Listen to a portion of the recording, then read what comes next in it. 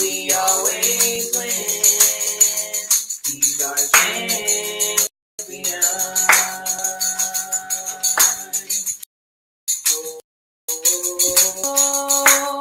Yahuwah is the awesome God, and there is none like him. With him we live. He's our champion. With him we can lose. We always win. He's our champion.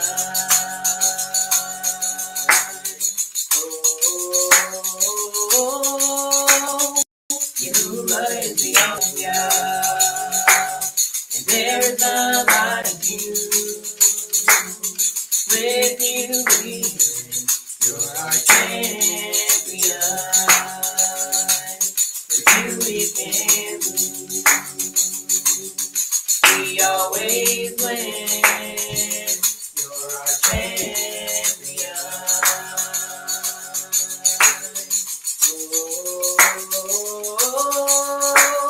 Yahuwah is the awesome God, and there is none like you.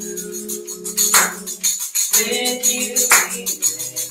You're our champion.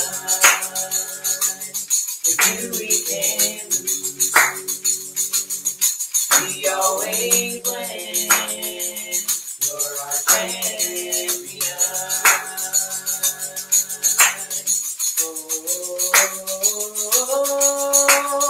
Yahuwah is the awesome God, and there is none like you.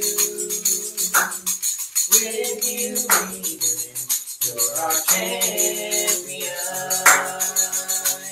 With you we can lose. We always win.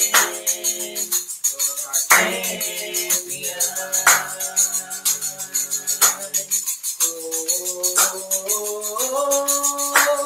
Yahuwah is the awesome God, and there is none like you. With you we live. You're our champion. With you we can lose. We always win. You're our champion.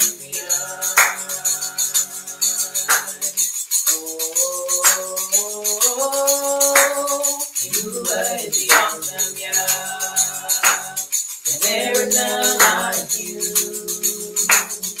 With you we live. You're our champion. With you we can lose.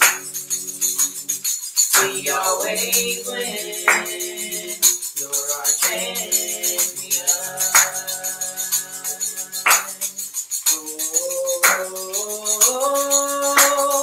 Yahuwah is the awesome God, and there's none like you. With you we live. You're our champion. With you we can lose.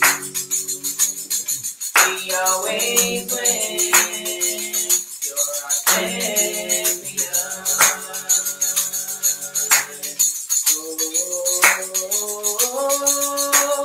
Yahuwah is the awesome God, and there's none like you. With you we live. You're our champion. With you we can lose. We always win. You're our champion.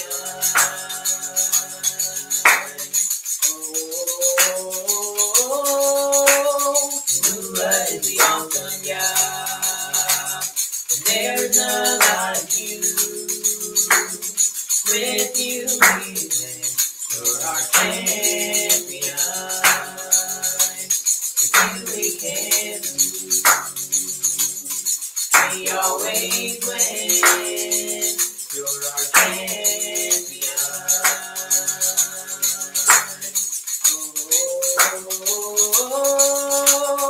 Yahuwah is the awesome God, and There is none like you. With you we win. You're our champion.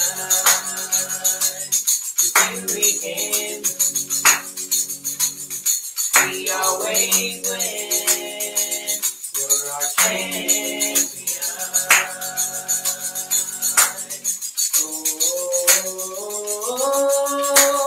You are the awesome God.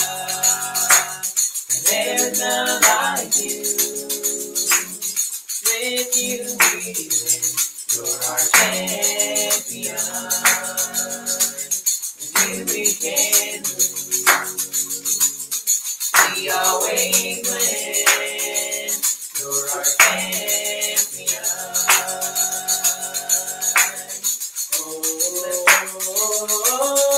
We lift our hands.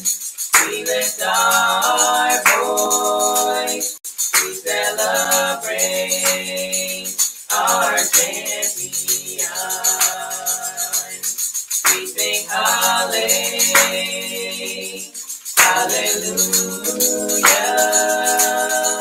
for the King who is victorious. You are the awesome God, and there's none like you. With you we win. You're our champion. With you we can lose. We always win. You're our champion.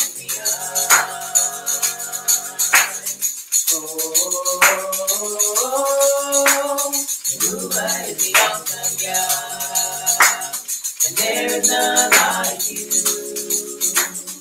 With you we win. You're our champion. With you we can lose. We always win. You're our champion.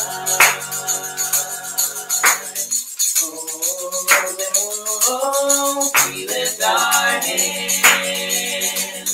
We lift our voice. We celebrate our champion. We sing hallelujah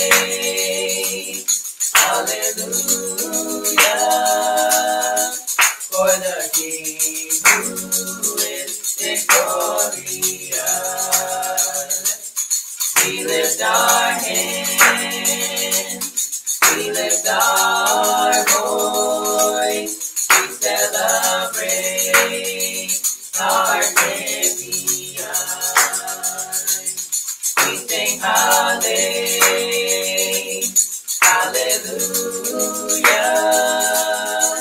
for the King who is victorious. You are the awesome God, and there's none like you. With you we win. You're our champion. With you we can lose. We always win. You're our champion.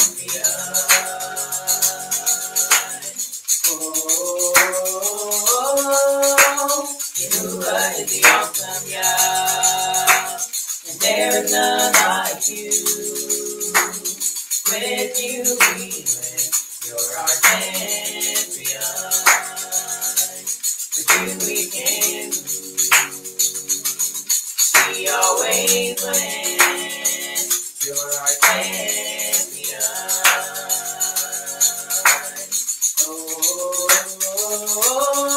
We lift our hands. We lift our voice. We celebrate our champion. We sing hallelujah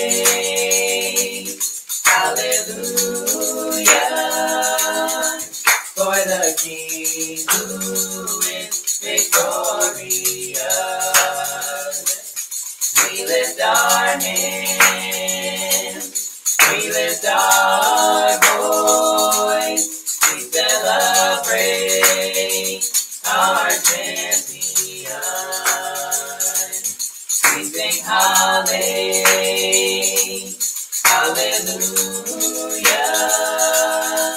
for the King who is victorious. Yahuwah is the awesome Yah, and there is none like you. With you we win, you're our champion. With you we can lose, we always win, you're our champion. Oh, Yahuwah is the awesome Yah, and there is none like you. With you we win, you're our champion.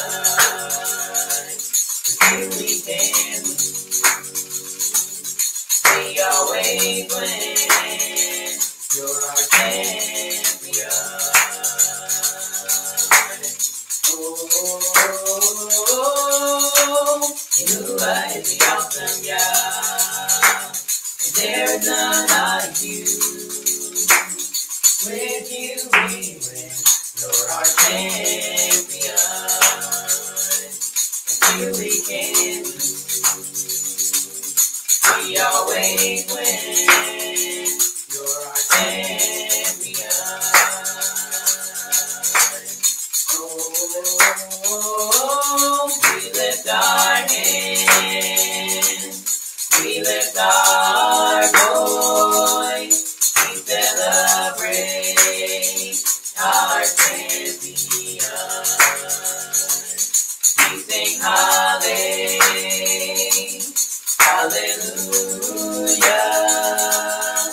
for the King who is victorious.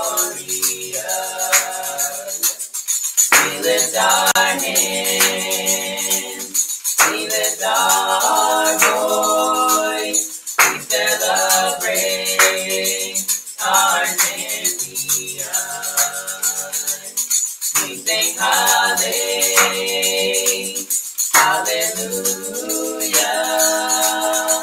for the King who is victorious. Yahuwah is the awesome Yah, and there is none like you. With you we win, you're our champion. With you we can lose, we always win, you're our champion. Oh, Yahuwah is the awesome Yah, and there's none like you. With you we win, you're our champion. With you we can lose, we always win, you're our champion. Oh, we lift our hands, we lift our voice, we celebrate our champion. We sing hallelujah,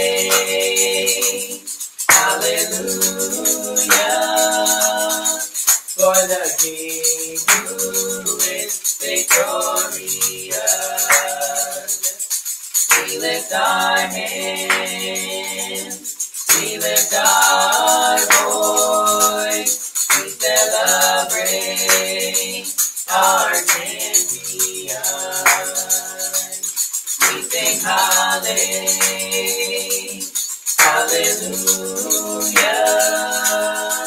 for the King who is victorious. Yahuwah is the awesome Yah, and there is none like you. With you we win, you're our champion. With you we can lose, we We always win. You're our champion. Oh, Yahuwah is the awesome Yah. There is none like you. With you we win. You're our champion. With you we can do. We always win. You're our champion.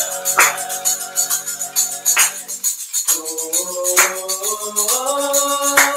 Yahuwah is the awesome Yah.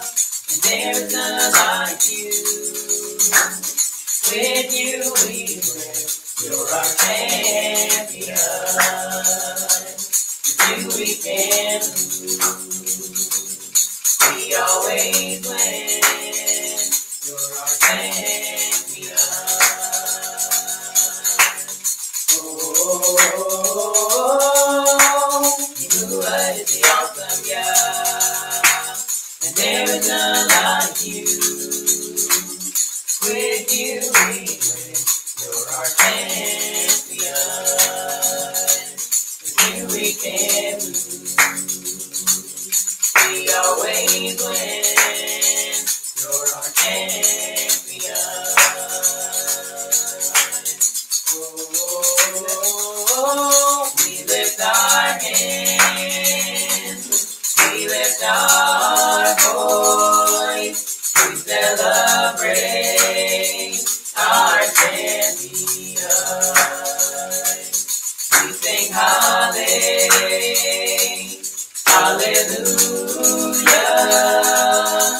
for the King who is victorious. Yahuwah is the awesome Yah, and there is none like you. With you we win. You're our champion. With you we can lose. We always win. You're our champion.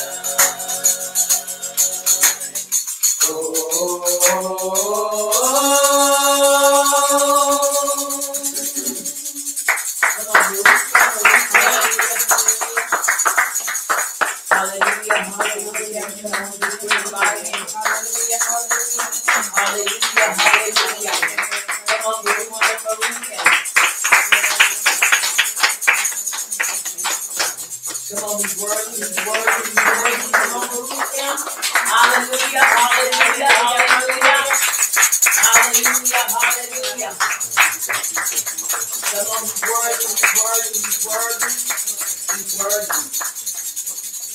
As we have gathered together in this Yom Shabbat, this great rising to commemorate and celebrate a time of rest, a time that we come to rest our bodies, rest our minds, rest our hearts, and rest our ruach. And in the midst of that and in the process of resting, we also want to make sure that we are learning in our time of rest. That's not work. That's not servile work. But what that is doing is in our time of rest is helping us to absorb the writings even the more.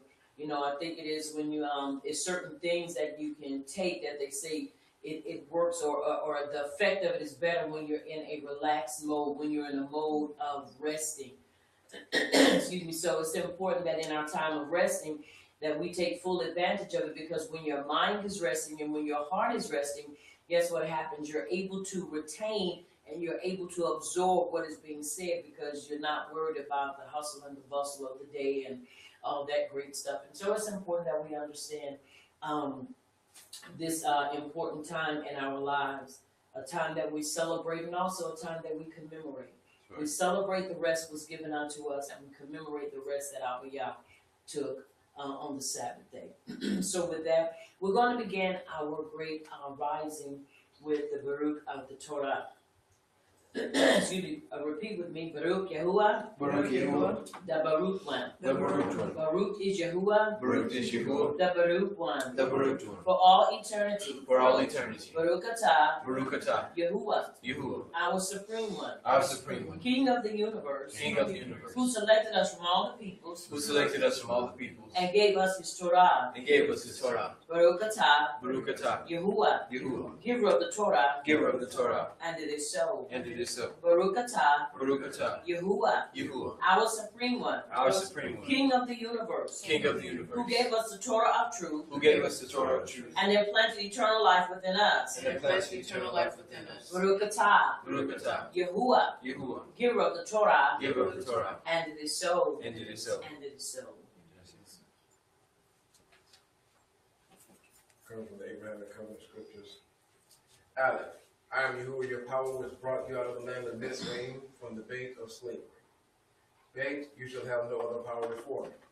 You shall not make you any graven image or any likeness of anything that is in Shemayim above, or that is in the earth beneath, or that is in the man beneath the earth.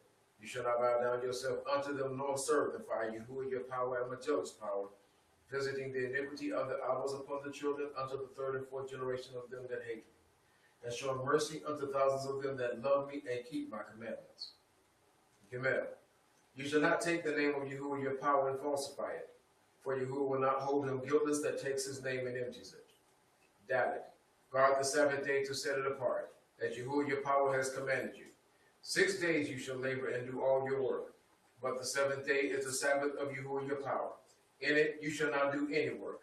You, nor your son, nor your daughter, nor your manservant, nor your maidservant, nor your ox, nor your ass, nor any of your cattle, nor your foreigner that is within your gates, that your manservant and your maidservant may rest as well as you.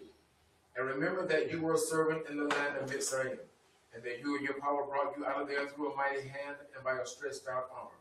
Therefore Yahuwah your power commanded you to keep the Sabbath day. Hey, honor your Abba and your Ima, as Yahuwah your power has commanded you, that your days may be prolonged and that it may go well with you in the land which Yahuwah your power is about to give you. Why? You shall not murder. Zain, neither shall you commit adultery. Hit, neither shall you steal. Take, neither shall you bear false witness against your neighbor. You, neither shall you desire your neighbor's wife, neither shall you covet your neighbor's bait, his field, or his manservant, or his maidservant, his ox, or his ass, or anything that is your neighbor's. These words Yahuwah spoke unto all your assembly in the mount out of the midst of the fire, of the cloud, and of the thick darkness with a great voice. And he added no more. And he wrote them in 2 tables of stone and delivered them unto me. And it is so. And it is so. Excuse me. And he added no more. He added no more, and neither will we add any more to what he has already proclaimed and what he has already put in to action for our lives. And so it's important that we understand that. All right, now let us turn our attention to the book of Yahushua, the son of Nun, chapter 1, verse 7 and 8. We're going to read verse 7 and then we're going to confess verse 8. Verse 7 says, only be you strong and very courageous, that you may observe to do according to all the Torah which Moshe my servant commanded you. Turn not from it to the right hand or to the left, that you may prosper wherever you go. Verse 8, which is a favorite of mine, and it reads, as we confess it together, repeat this with me. I will not let this scroll of the Torah. I will not let the scroll of the Torah depart out of my mouth. Depart out of my mouth. But I shall meditate in it. But I shall meditate in it. Day and night. Day and night. That I may observe to do. That I may observe to do. According to all that is written in it. According to all that is written in it. But then I shall make my way prosperous. But then I shall make my way prosperous. And act wisely. And act wisely. And act wisely. And act wisely. Now look at your neighbor, tell your neighbor, and you shall act wisely. And you shall act wisely. Look at your other neighbor, tell your other neighbor, and you shall act wisely. And you shall act wisely. Now take your hand and place it over your heart and say, Abba Yah, Abba Yah, I shall act wisely. I shall act wisely. Come on, Abba Yah, Abba Yah, I shall act wisely. I shall act wisely. I endeavor to to act wisely. act wisely. I endeavor to act wisely. To act wisely. Come on, I endeavor endeavor to act wisely. to act wisely. And it is so. And it is so. And it is so. No matter what I'm facing and no matter what I am dealing with, I endeavor to act wisely. I endeavor to act wisely, which a lot of people have a hard time doing, acting wisely. Because somebody says or does something doesn't mean that we automatically have to react to what they're saying or what they're doing. There's a lot of things that are out there that's going on, and it's it can be very discouraging, and it can provoke you to want to react. But we still have to step back a moment and reflect upon Torah and let the Torah do what Abba Yah has placed it in our lives to do, and that's to do what? Instruct us and guide us. And guide us. Missiles are guided because somebody's guiding them. They have different codes that they put in them. And when they put those codes in there, those codes guide the missiles to where they want it to go. And 10 times out of 10, they always hit the target. So if we allow the Torah to be our guide, we wouldn't get we wouldn't jump so quick to get offended or to get angry with people when they do stuff when it's not right. Are you hearing me? Now I'm talking about when they're doing stupid stuff. Now if you correcting somebody, that's one thing. I'm not talking about that. But I'm talking about when people say and do stuff and you know it's directed at you. Some stuff you just got to walk away from. I'm not talking about correcting people. Because when you correct people, 9 times out of 10, people are going to get hot with you because they don't want to be corrected. People don't like to be told when they're wrong. And that's just the truth. But if we're going to truly live and develop and grow, then we've got to understand that correction is going to come. And then those of us that may receive it or be giving it out, we still got to make sure we're doing it in a manner of wisdom. You just don't go and just talk to people any kind of way. And by all means, please, stop putting names up that's trying to correct people. If you're going to correct people, go head on with them. Correct them head on. Stop trying to use names to correct people. Because you're indirectly trying to directly tell somebody something. That's not cutting it. If you're going to tell somebody something, pull them to the side and say something to them. But these posting these names and putting stuff up, that's not of Yah. Because now you're generalizing it. Stop generalizing the stuff and tell the person who you're directly talking about, go to them and tell them. Did not the writing say, place your gift on the altar and go to such a one who has offended you, or you have an ought against, or has an ought against you? We don't do that. We follow the Torah, but we only follow the parts that make us feel good or feel great. We don't want to do what it says. It said, leave your gift at the altar and go to such a one. And these are some of the things that if we're going to really walk in a place of healing, then we need to start looking at these things and stop directly trying to deal with folks. Right. And generalizing it. Go to them and tell them. Because you'll win an Ak or a Cody if you go directly to them. If they don't, then that means there are some issues there, or it could be, once again, that both parties need to continue to pray. But once again, we need to do better. We need to develop and we need to grow so that we can truly come together and be that one voice and that one people, that one body, and not a whole bunch of little bitty bodies running around, but one body. And it is so. And it is so. And it is so. Let us have a song, please.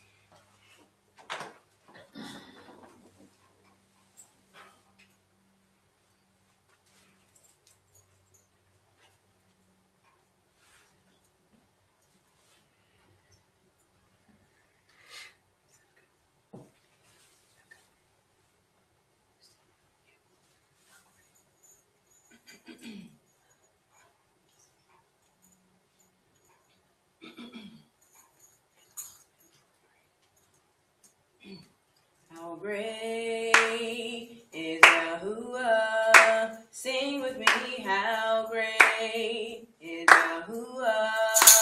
Oh, sing how great is Yahuwah? Come on, sing with me, how great is Yahuwah? Sing with me, how great is Yahuwah? Oh, sing how great is Yahuwah? Sing, oh, how great is Yahuwah? Sing with me, how great is Yahuwah? Oh, sing how great is Yahuwah? You're the name above all names. You're the name above all names.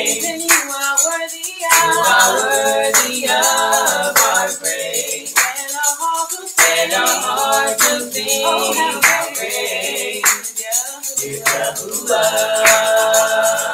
the name above all names. You're the name above all names. And you are worthy You are worthy of our praise. and our hearts will And our hearts will sing our praise. Is Yahuwah. singing, oh, how great. How great is Yahuwah. Sing with me, how great is Yahuwah. All sing, how great, How great. how great is Yahuwah. Singing, oh, how great. How great is is Yahweh. Yahuwah. Sing with me, how great is Yahuwah. All sing, how great, How great. how great How is great. Yahuwah.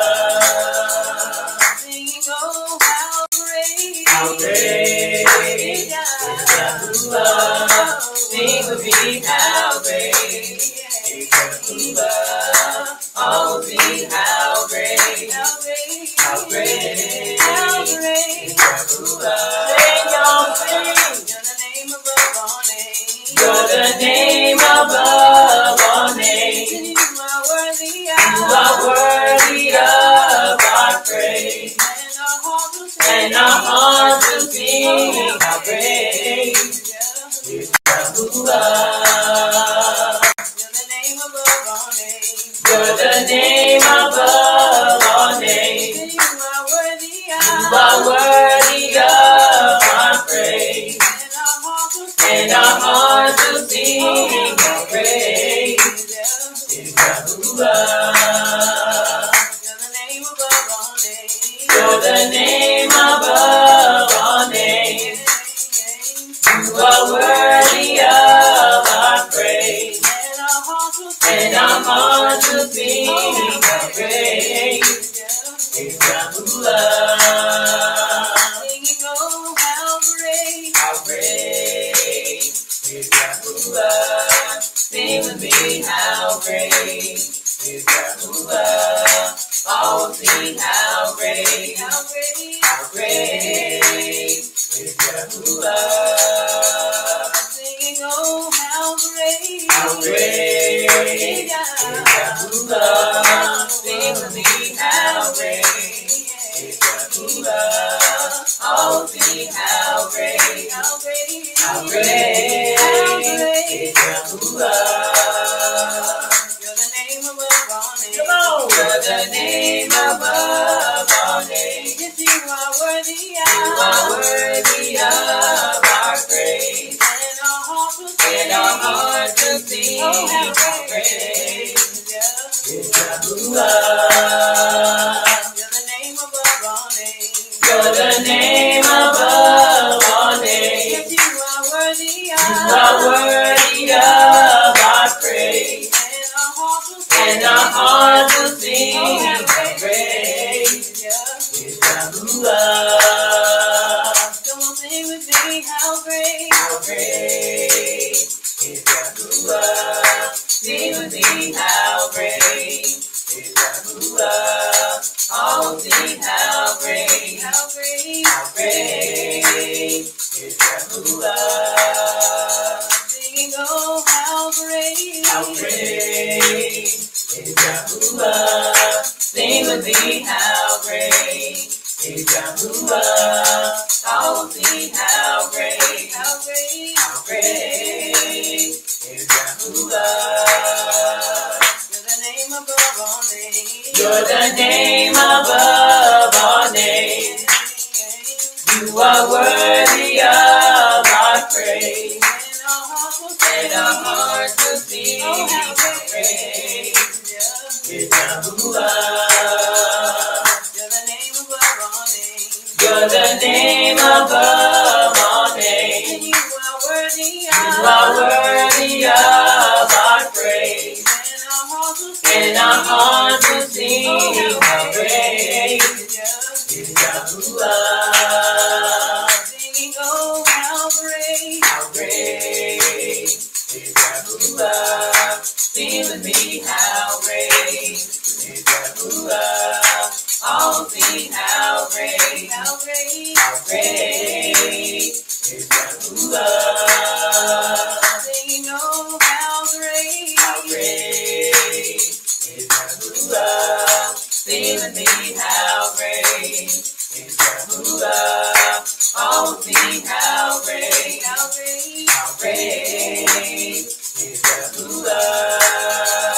Sing, oh, how great is Yahuwah. Sing with me, how great is Yahuwah. Oh, sing how great, how great, how great, how great is Yahuwah. Come on, Baruch him, Baruch him. Hallelujah, hallelujah, hallelujah. How great he is. How great we are. Hallelujah, hallelujah. Hallelujah, hallelujah. Come on, praise him for his greatness. Hallelujah, hallelujah. Hallelujah, hallelujah, hallelujah. He's worthy, he's worthy. You're worthy, Abba. You're worthy. And we owe him to praise him. He's worthy. He's worthy, he's worthy. From the rising of the sun to the going down of the same, he's truly worthy of all praise, esteem. As we continue to Baruch him, and as we continue to give ourselves wholeheartedly unto him, we listen and we anticipate and expect a mighty move of the Ruach HaKodesh in the writings. Right. We expect tangibility. Tangibility. I expect to see what I am believing him for. I expect to see my life transformed as I continue to be a student of the Torah, Right. a teacher of the Torah. I expect a manifestation of tangibility, and it is so. Mishlei 15:8, the sacrifice of the wicked is an abomination, hateful and exceedingly offensive unto you, Abba Yah, but the prayer of the upright it is your delight. Mishlei 3:4, so shall you find great understanding, high esteem in the sight or judgment of Yahuwah and man. Excuse me. Tehillim 1:1, Baruch is the man that walketh not in the counsel of the unrighteous, nor standeth in the way of sinners, nor sitteth in the seat of the scornful, but his delight is in the instructions of Abba Yah, and he doth meditate upon it. Ibram 11:6, but without belief it is impossible to please him. But he that cometh to Yahuwah must believe that he is, and that he is a rewarder of them that diligently seek him.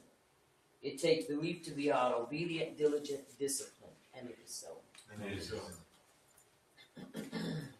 Tehillim 34:15, the eyes of Yahuwah are upon the upright, and his ears are open unto our cry. Verse 17, the upright cry, and Yahuwah heareth and delivereth us out of all our troubles. Acts 1:8, but you shall receive power. After that, the Ruach HaKodesh is come upon you, and you shall be witnesses unto me both in Jerusalem and all Judea and Samaria and unto the uttermost part of the earth. And it is so. And it is so. Ayah 33:4, the Ruach HaKodesh of Yahuwah hath made me, and the breath of the Almighty hath given me life. Micah 4:8, but truly I am full of power by the Ruach HaKodesh of Yahuwah and of judgment and of might to declare unto Yaakov his transgression and to Yisrael his sin. And it is so. And it is so. Excuse me. Yehukin and Moshiach, which is also known as Mark 11:24, and it reads, therefore I say unto you, what things soever ye desire when you pray, believe that you receive them, and you shall have them. And it is so. And it is so. And it is so. It's according to our belief. Yehukin and Aleph, chapter 5, verse 4 and 5, for whatsoever is born of Yahuwah overcometh the world, and this is the victory that overcometh the world, even our belief. Who is he that overcometh the world? But he that believeth that Yahusha is the son of Yahuwah. Yehukin and Aleph, excuse me, chapter 2, verse 5 and 6, but whoever keeps his word, truly the Ahava of Yahuwah is perfected in him. By this we know that we are in him. He who says he abides in him ought himself also to walk just as he walked. Verse 16 says, and the world passes away and the lust thereof, but he that doeth the will of Yahuwah abideth forever. Somebody say abideth forever. Abideth forever. Say it again, abideth forever. Abideth forever. And it is so. And it is so. We have this promise that we will abide forever. Because you have to understand the Torah is a preserver. The instructions of Abba Yah are they preserve our life, or it preserves our lives. And so we're able to maintain our consistency if we live truly by it. Devarim chapter 11 verses 13 through 22. And it reads, and it shall come to pass. Somebody say, and it shall come to pass. And it shall come to pass. Say it again, and it shall come to pass. And it shall come to pass. If you listen carefully to my commandments, which I command you this day, to Ahava Yahuwah, your power, and to serve him with all your heart and with all your soul, that I will give you the rain of your land in its due season, the first rain and the latter rain, that you may gather in your corn and your wine and your oil. And I will send grass in your fields for your cattle, that you may eat and be full. Take heed to yourselves that your heart be not deceived, and you turn aside and serve other power and worship them.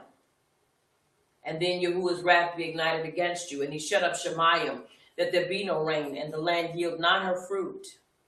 And you perish quickly from off the good land, off the great land which Yahuwah gives you. Therefore shall you lay up these my words in your heart and in your soul, and bind them for a sign upon your hand, that they may be as frontlets between your eyes, to fall, to what?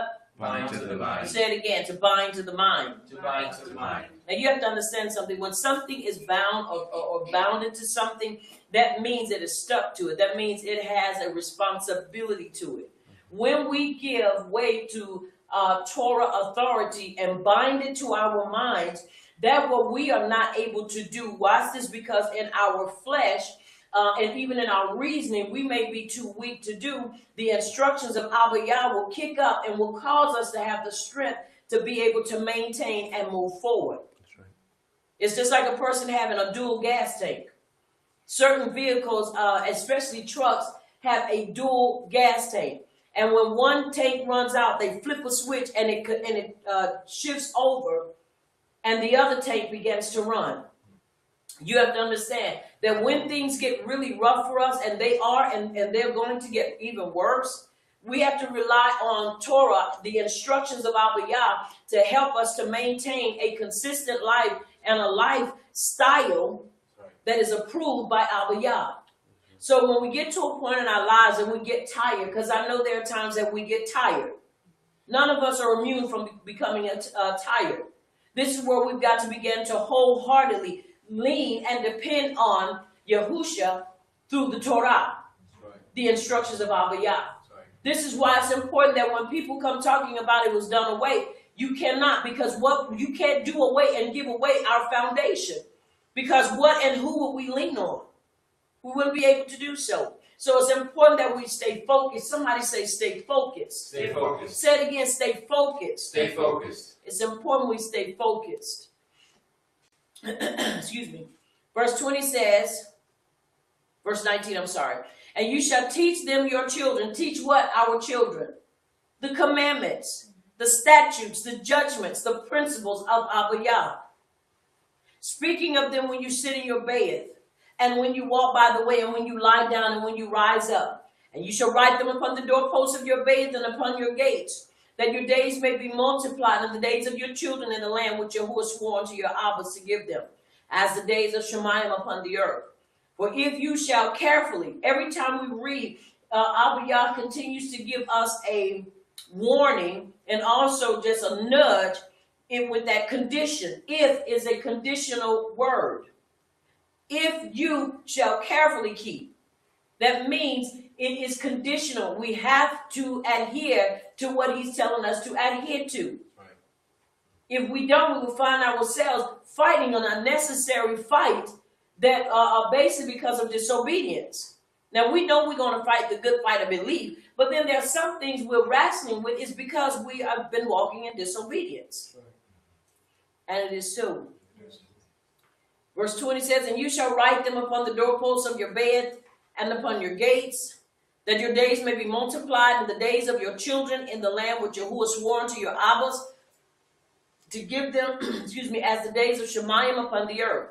Verse 22, for if you shall carefully keep all these commandments, which I command you to do them, to Ahava Yahuwah your power, to walk in all his halakha, and to cling unto him. You have to understand, this was an affirmation and also a command to cling to. You cannot ahava someone and not cling to them. Because if you do and you say you do, that means something is wrong. That's right. Well, I harbor you, but I need my space. I harbor you, but you got to give me some room. That means that there is something wrong there, because to cling means that you're going to stick with them. That don't mean every time they go to the restroom, you got to be there. But it means that no matter what, you're going to be there. When they're there, you're with them. When they're not there, you're still connected by what? By your heart. You're connected there because that's what you want. And you look forward to that time of spending with them.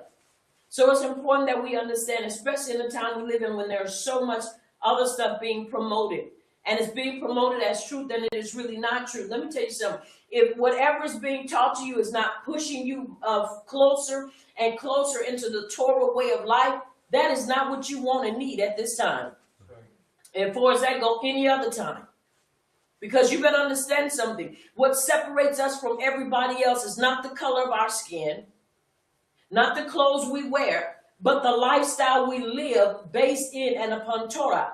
How can people know that unless they understand Torah? Because you have to understand your life should emanate. It should push out. It should shine forth the lifestyle and the guidance of Torah. People ought to look at your life and say, oh, I know who and what's guiding you. And I ain't even fool with you because I already know where you're going. They ought to be able to see that with the naked eye, not have to wonder, well, are you Christian? Are you Muslim? What are you? They should never have to question why. And if they do question, it's just because they're being silly. But your life and my life ought to be examples and should exemplify the Torah way of life. That's right. Because that's what we're supposed to do. So once again, it's important that we listen carefully. That tells me if I can listen carefully, I can also listen recklessly. So I don't want to be reckless with my listening. Because when you're reckless with your listening, guess what? You miss stuff. Right. Have you ever been talking to somebody and you say, did you hear what I just said? And they say, yeah, I heard you. And I know we hear this because we hear when it comes from the standpoint of a husband and a wife, or a wife, not a husband and a wife, from an ish and an isha. When you hear that and you say, well, were you listening to me? Yes, I was listening to you. Okay, well, tell me what I just said to you. Everybody laughs and giggles at that, and it's funny. But at the same time, it's really not comical. And the reason it's not is because whenever somebody is saying something to you and giving you instructions or giving you information, even if you miss a portion of it, that says that you were not focused on what was being given to you. Whether it was instructions, whatever it was, that means that for a split second, your attention was lost and that what was given to you was lost. We can't afford to do that because that little bit that you might miss might be the very thing that you need to preserve your life, and not just yours, but somebody else's. Right.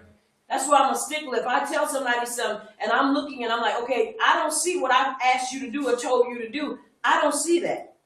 Well, I did it. No, well, tell me what I told you to do. Because if you miss anything, it's going to show in your work. It's going to show in that what you're doing. That's right. And this is why it's important that we understand instructions. Because we're in a day and a time, as I said, perfection. I know a lot of times people think of that word as being scary. And, well, how can you be perfect? Easy, because if we're serving a perfect Savior, if we're serving perfect instructions, and those instructions have been delivered unto us, and they are tabernacling in us, there's no other way. You can't have a perfect shoe and still not walk in the manner you're supposed to. Right. This is why, and we're getting ready to do our confession, but this is why when children and even adults have problems with their feet, they give them what are called correction shoes or correctional shoes. What do? They put them on their feet and they help correct their feet so that their feet will grow right, or they will basically align themselves, which gives them the stability to be able to walk in the right manner. Right. That's what the Torah does for our lives. So we actually have no excuse. Only excuse we can put up there is that, you know what, I was lazy and I didn't apply it like I should have. But this is why we have Torah, because it helps us to maintain that straight and narrow path. It helps us to maintain that walk. And so it's important that we do so. And it is so. And it is so. All right, as we've come to this portion of our time of confession, let us repeat this together. as we prepare to seal and to affirm ourselves in the writings. All right. Repeat with me as we bow before our King. May the utterance of my mouth With the utterance of my mouth and the deliberation of my heart and the deliberation of my heart be desirable before you, be desirable before you, O Yahuwah, O Yahuwah, my Ra my rock and my Redeemer. and my redeemer. May the utterance of my mouth May the utterance of my mouth and the deliberation of my heart and the deliberation of my heart be desirable before you, be desirable before you, O Yahuwah, O Yahuwah, my Ra my rock and my Redeemer. and my redeemer. And it is so, And it is so. and it is so. And it is so. Tehillim 19 and 15 is what we just recited. You may be seated in His presence. All right, we're going to take up from where we were on this morning as we had a late class. I enjoyed myself. I enjoy always studying the Torah. But we want to go back to that we're in chapter 3 of Shema. And as you're turning there, I want to read a little bit to you about what the book of Shema is, also known as the Exodus, and how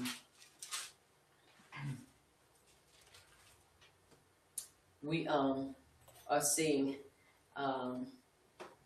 many things unfold in these writings. I habba these writings because it gives us an up close and personal look at our ancestors and forefathers during this time. Time of transition, a time that you see families feuding or mishpachah feuding, and oh my goodness, you began to see so many things unfold before your eyes. And so as we continue to read, as I gave the backstory to all of this, and as we are in this chapter, excuse me, and we're looking at names in the book of Shema, starting at chapter 1 all the way to chapter 6, verse 1. But the book of Exodus, it has a, this is the, more or less as the outline or the, not synopsis, but the outline and the summary of the book of Shema.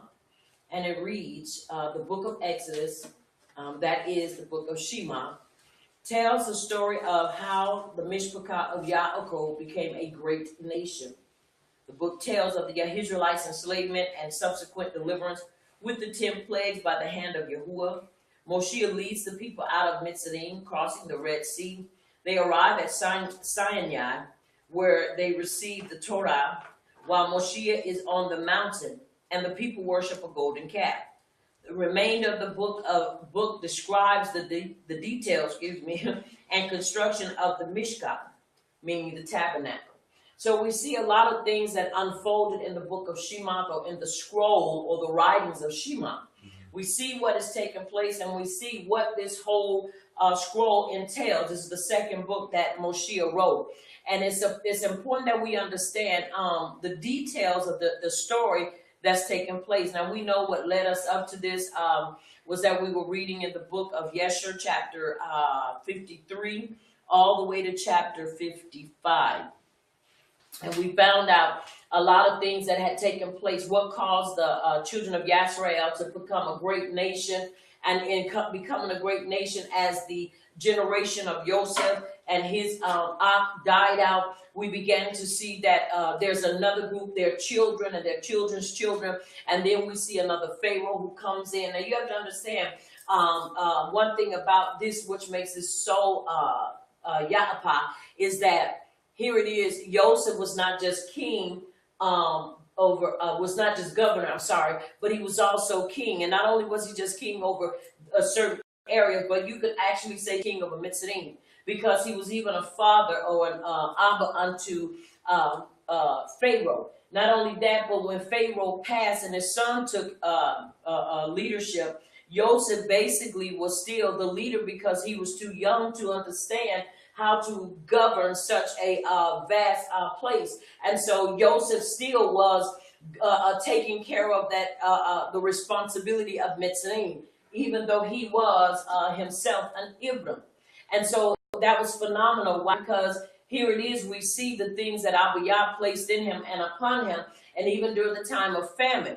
They were coming there to get help, but before it was all said and done, they were the ones that were issuing the help. So that just shows you how Abba Yah is able to turn the tides to where you go for one thing and you're thinking maybe it's going to be for a length of time, but then Yahuwah strategically turns that thing around, and now instead of you going asking them for bread, now they got to come and ask you for bread.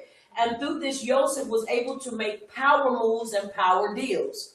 I believe it is the an epitome and also the greatest outline and structure of business that you can see when it comes down to a people, a nation of people, to a country, to a city, to whatever. He was able to put together a plan that not only took care of them, but sustained them even after the famine was over with. It's important that we understand these things. Why? Because you have to understand where other people may not be regarding, there is famine in the land. And that famine is going to spread. And not just for fishes and loaves, but for the famine of the Torah. Because people are still mixing. People are still trying to live a dualistic life. And if we're going to be committed to Abba Yah, then let's be committed to him. And nothing else and nobody else. And so we see how Joseph is able to transition and how he's able to orchestrate this plan. And this plan helps to maintain his Ak and his children, and then his brothers and their wives and their children, and so their children. And so it's important to understand everything that unfolded before our eyes as we were reading in the book of Yasher, that tells us and shows us that when the hand of Abba Yah is upon you and when he is for you, nothing and no one can be against you. Right. Now they may try to come up with their little stuff, but it won't work. And so we saw how Joseph got gold and silver and bdellium and onyx stone, and he got all this gold and silver, and he was able to accumulate all this stuff. Now, mind you, once again, you can see why people were afraid of them, because they were multiplying, not just multiplying with children, but their finances, their economical wealth was changing, and it was being seen. Joseph had so much esteem with the people that the people came to him, and even though they may not have had monies to buy anything with, they were exchanging garments. They were exchanging land for bread. Now, for some of us, that may be hard for us to comprehend, because you can't really fathom somebody giving you a loaf of bread and they signing over 3 or 4 or 5 acres of land to you or fields to you. But that's just how Abba Yah has set that thing up, so that in the end, they would not be needing help, but they would be the ones giving the help. Right. This is what we ought to be striving for in and through our obedience. And it is so. And it is so. And it is so. So once again, we're in Shema, and we're talking about Shema names. Excuse me. And we're in chapter 3. We're going to read, let's read 5 verses, please. Now Moshe was tending the flock of Yathro, his father-in-law, the Kohen of Midian. And he led the flock to the back of the desert and came to Horeb, the mountain of power. And Malach Yahuwah appeared unto him in a flame of fire from the midst of a bush. And he looked, and behold, the bush was burning with fire, but the bush was not consumed. Then Moshe said, I will now turn aside and see this great sight, while the bush does not burn. And when Yahuwah saw that he turned aside to look, power called him from the midst of the bush and said, Moshe, Moshe. And he said, Here I am. And he said, Do not draw near to this place. Take your sandals off your feet, for the place where you stand is set apart ground. And it is so. And it is so. Now, once again, we also realize from chapter 2 and chapter 1, Moshe flees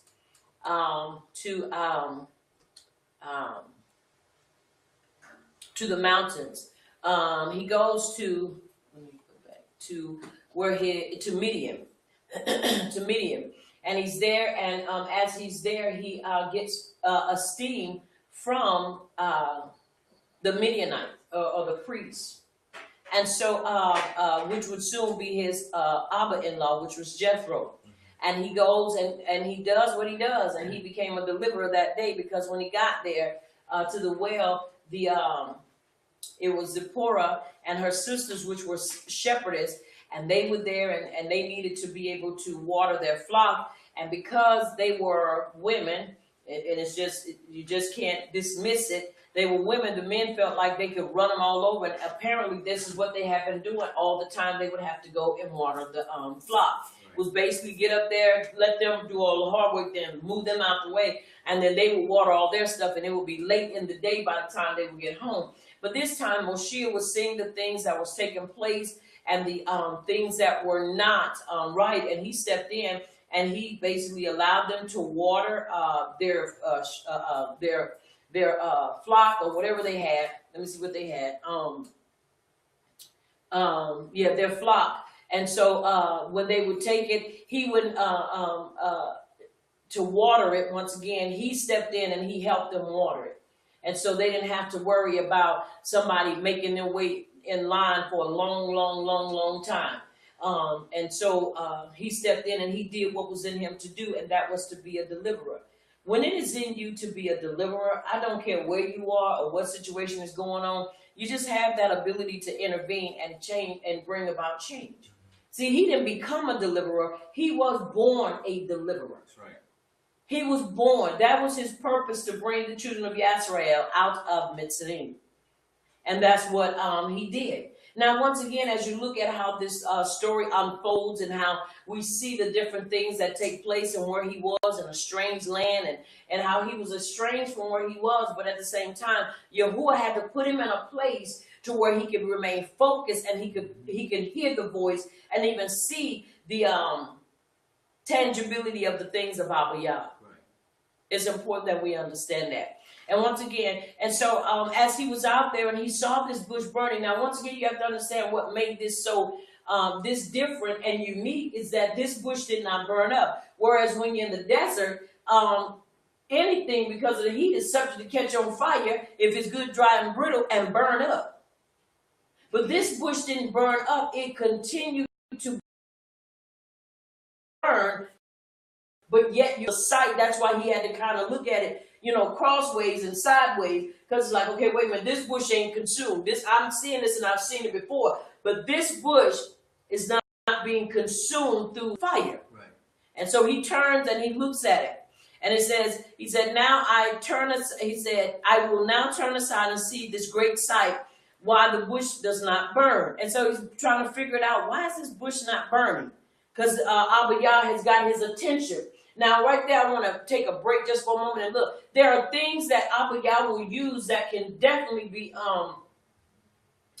birthed out of the normal, but yet its connotation or its makeup is still not ordinary. Even though he takes an ordinary thing, but before it's over with, there was nothing ordinary about a bush burning and not being consumed. Right. Because the rest of the bushes would burn, but they would be consumed. And so as he's looking at this, it causes him to kind of take a second look, a selah, and he's looking and he's like, okay, this doesn't make sense. So he's turning to look from the side view. And when Yahuwah saw that he turned aside to look, power called to him from the midst of the bush and said, Moshe, Moshe. And he said, here I am. Now, once again, you have to understand he had to get his attention. This is what Abba Yah is doing in these final days. He's getting our attention. And the thing of it is, are we listening? Yes. Are we listening? Yes. Are we seeing the things that he's doing that's causing us or should provoke us to look again and look to the side and say, wait, this is not the norm. This is not the norm. By now, this should have been tore up and burned up and nothing but ashes on the ground. But it did not. Once again, are we seeing what he's saying to us? Yeah. Are we hearing what he is saying to us? Yes. And then he spoke to him. He's going to get our attention before he speaks. He doesn't speak to us and then get our attention. First of all, he's got to get your attention. Then once he gets our attention, then he opens up his mouth and begins to utter what it is he desires for us to see or know. And he said, do not draw near to this place. Take your sandals off your feet, for the place where you stand is set apart ground. Now you have to understand the reason why, according to the historians, that Moshe had to take his sandals off is because his sandals were leather and they were from a dead animal. And because he was getting ready to stand in the presence of Abba Yah, which is life, he had to take those shoes off and he had to go barefooted so that he could stand in that position before him. So once again, everything that Abba Yah does, there is a meaning behind it. He couldn't go on there with anything dead. That means when we come into the presence of Abba Yah, he will show us the things that we need to strip off. He will show us the things that we need to take off in order to be able to stand in his presence. One thing for sure is that the reason why I believe a lot of us are not really standing in his presence because we still got too much dead stuff residing in and on our lives. Right. And Abba Yah, I believe, has spoken to us concerning it. But what do? We turn a deaf ear, or we don't even acknowledge or even act like he has our attention. Right. Because in these last hours, you have to understand anything that's dead that is on our lives, and watch this, that represents anything of our past, we got to get rid of it. Because you have to understand, he got those sandals, I believe, from when he was in when he ran and left from Mitzrayim. And so you have to understand, we cannot bring stuff from our past into our present, which is going to take us into our future. There are some things you've got to take off and let go if you're going to be in his presence. And it is so. And it is so. And it is so. Moreover, he said, I am power of your Abba, the power of Abraham, the power of Isaac, and the power of Yaakov. And Moshiach hid his face, for he was afraid to look upon power. Now, once again, he starts seeing who he's standing in the presence of. And Abba Yah begins to unfold himself before him. And as he does so, fear came upon him. Now, let me tell you something. This is why when we hear, or I hear people say certain things, I'm like, really, have you encountered the presence of Abba Yah? Because no man has encountered him or been able to stand before him and stood on their feet and stood up. Everybody that I've heard and that I've known of, and even knowing, you are humbled to where you can't stand up. Because you're in the presence of power. You're in the presence of Abba Yah. Right. And so it's important that we understand, once again, what's taking place here. So we see, as this evolves or unfolds, we see now he couldn't look upon him. Verse 7, 8, 9, and 10, please.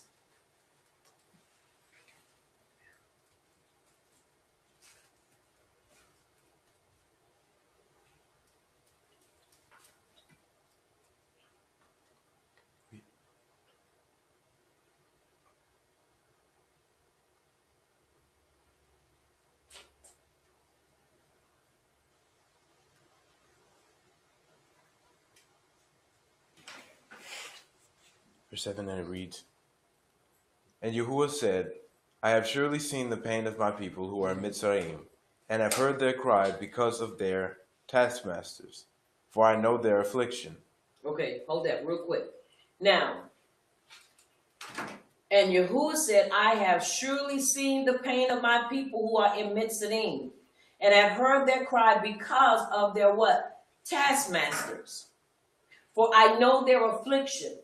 Now, once again, when they got there, they were brought there as guests. But then they became possessors of Goshen. And then they became a major part. And when the pharaohs that knew Joseph passed, there was another pharaoh that rose and had no idea. Because you have to understand, one thing about history, if it is not kept, then most of the time people will tend to gravitate and hold on to what they want to believe. Now you have to understand, if you know anything about the book of Yashar and you've read and you understand, or the scrolls, you understand that that the children of Yisrael remained committed to Mitzrayim. That's right. They didn't fight with them, or you understand? They had their different ways and they lived together, but they never did basically have to engage with them. But this Pharaoh, now according to some theologians, this Pharaoh was one who came from the backside. He was not not part of Mitzrayim, but he was another Pharaoh, and this is why he had not heard of Joseph and the children of Yisrael, because he had not been there. Now we could easily say that the reason why others, once again, would have known of it because they would have been there, because it would have been rehearsed from not just the adults, but even the children's children. And they would have been able to say, yes, this was, they would have been able to vouch for their commitment and that them not going and fighting anybody else to fight against them. Are you hearing me? Yes. So it's important that we understand, once again, he was going off of an assumption because he saw what they were doing. He saw that 130 could defeat 10,000. He saw that they were able to stand their grounds and do what was necessary. But also he saw he was intimidated because, once again, he knew nothing of Joseph. If he would have known anything about Joseph, I believe it would have played out differently. Right. It's just like you hear people say, you may know them, but I don't know them like that. But the thing of it is if they're going to be straight with one person, they're going to be straight with everybody, especially if you're doing what you're supposed to do. Right. But once again, because he had no relationship with them, he had no relationship with them through Joseph, this is why he became intimidated and said, oh no, we got to put a stop to this. You can imagine that's a lot of people. All of a sudden you doing well and everything is hunky-dory, and next thing you know, you're being thrown into a position of bondage. You're being thrown into a position of slavery. Right. Just because somebody can't see your motives are straight, just because somebody can't see that your motive is towards them in a positive way and not a negative way. Right. Because you have to understand, if Joseph wanted to hijack Mitzrayim, he could have hijacked it and kept it and passed it down to his Ak. Because once again, you have to understand, Pharaoh had a son, but his son could not run Mitzrayim in the manner that Joseph did. So he was overseeing it through Pharaoh's son, because he had no idea what to do and how to do it. And so once again, if he wanted to hijack Mitzrayim, he could have easily said, okay, what we're going to do, y'all, he don't know what he doing, so I'm going to be Pharaoh, and I'm going to let y'all do this and do that, and we're going to take care of this. He had already set things in place and in motion. But that's not what it was about. Right. That's not what it was about. So once again, we got to read with clarity and hear with clarity. And it is so. Now, verse 8 says, so I have come down to deliver them out of the hand of the Mitzrayim, and to bring them up from that land to a great and large land, to a large flowing with milk and honey, to the place of the Canaanites, and the Hittites, and the Amorites, and the Perizzites, and the Hivites, and the Jebusites. So once again, Abba Yah had already had something in motion and in plan. All they had to do was follow that plan of action. And it is so. All right, let's read. Verse 9. We read. Now therefore, behold, the cry of the children of Yisrael has come to me, and I have also seen the oppression with which the Mitzrayim oppressed them. And it is so. And it is so. Once again, now therefore, behold, the cry of the children of Yisrael has come to me, and I have also seen the oppression with which the Mitzrayim oppressed them. Once again, you have to understand, it is something about when you are pressed hard that makes you cry out to Abba Yah. Now, we understand there are things happening. I will never dismiss the things that's happening. I see stuff on social media that makes me cry and makes me want to cry because of the stuff, the abomination and just the horror of some of the stuff that they put up. I'm like, it may be true, but my goodness, you don't have to put everything up. Everybody doesn't have to know and see everything. There are some things that as mature Ibrahim, we ought to cover and hide from the eyes and the ears of our people, especially when it's so deplorable and it's just an abomination. Right. And somebody may say, well, we don't need these things hidden from us. Some things I beg to differ. Right. I think some things ought to never leave a certain place. They ought to remain there. Right. Because everybody's not in the same position and everybody can't handle certain stuff. I was looking at this post earlier today. And on this post, it was two young ladies and a young man. And y'all, he was in that hallway. And while he was in the hallway of this apartment building, he was fighting them girls like they were men. He was uppercutting them. He was kicking them and stomping them. He was fighting them. It made me so mad. Only thing I could do was sit up there and ask the question, but why? Then when the girls, I'm assuming, Ema came out, and one thing you should never do is turn your back on anybody, believing that they're going to, somehow their mind's going to change and nothing going to happen. Y'all, he ran up beside her, behind her, and hit her right here on the side of her face and knocked her out instantly. Then he went back to fighting the younger girl. And the other sister was already out, and I'm saying to myself, the question is, why would you post something up of this nature? What is it that you're trying to prove? What is it that you are trying to convey? Right. Something like that needs to be hidden, and you just need to tell people, watch your daughters. Don't let them go out by themselves. Don't let them be in places, and I'm talking about in really, really bad places. Don't let them be out there. Don't let them get involved with certain things. Why? Because you don't want to have to turn around and be looking at your ahabas being hurt by somebody, or you're put in a position that you have to take somebody's life because they are violating somebody you ahaba. Right. I was appalled. I was like, I don't get this. I don't understand. What is the purpose? Why share these things? Right.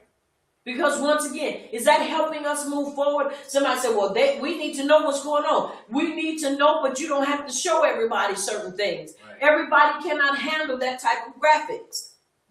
That was very graphic. Because I said to myself, ain't no way in the world I would have come out of a house and he out there raking them young ladies over, fighting them like he a boxer, like they men, and not come out there with something to cold cocktail. He out there fighting them. I'm talking about he going like he is a boxer. And he hitting them girls and he knocking them out like something wrong with him, just crazy.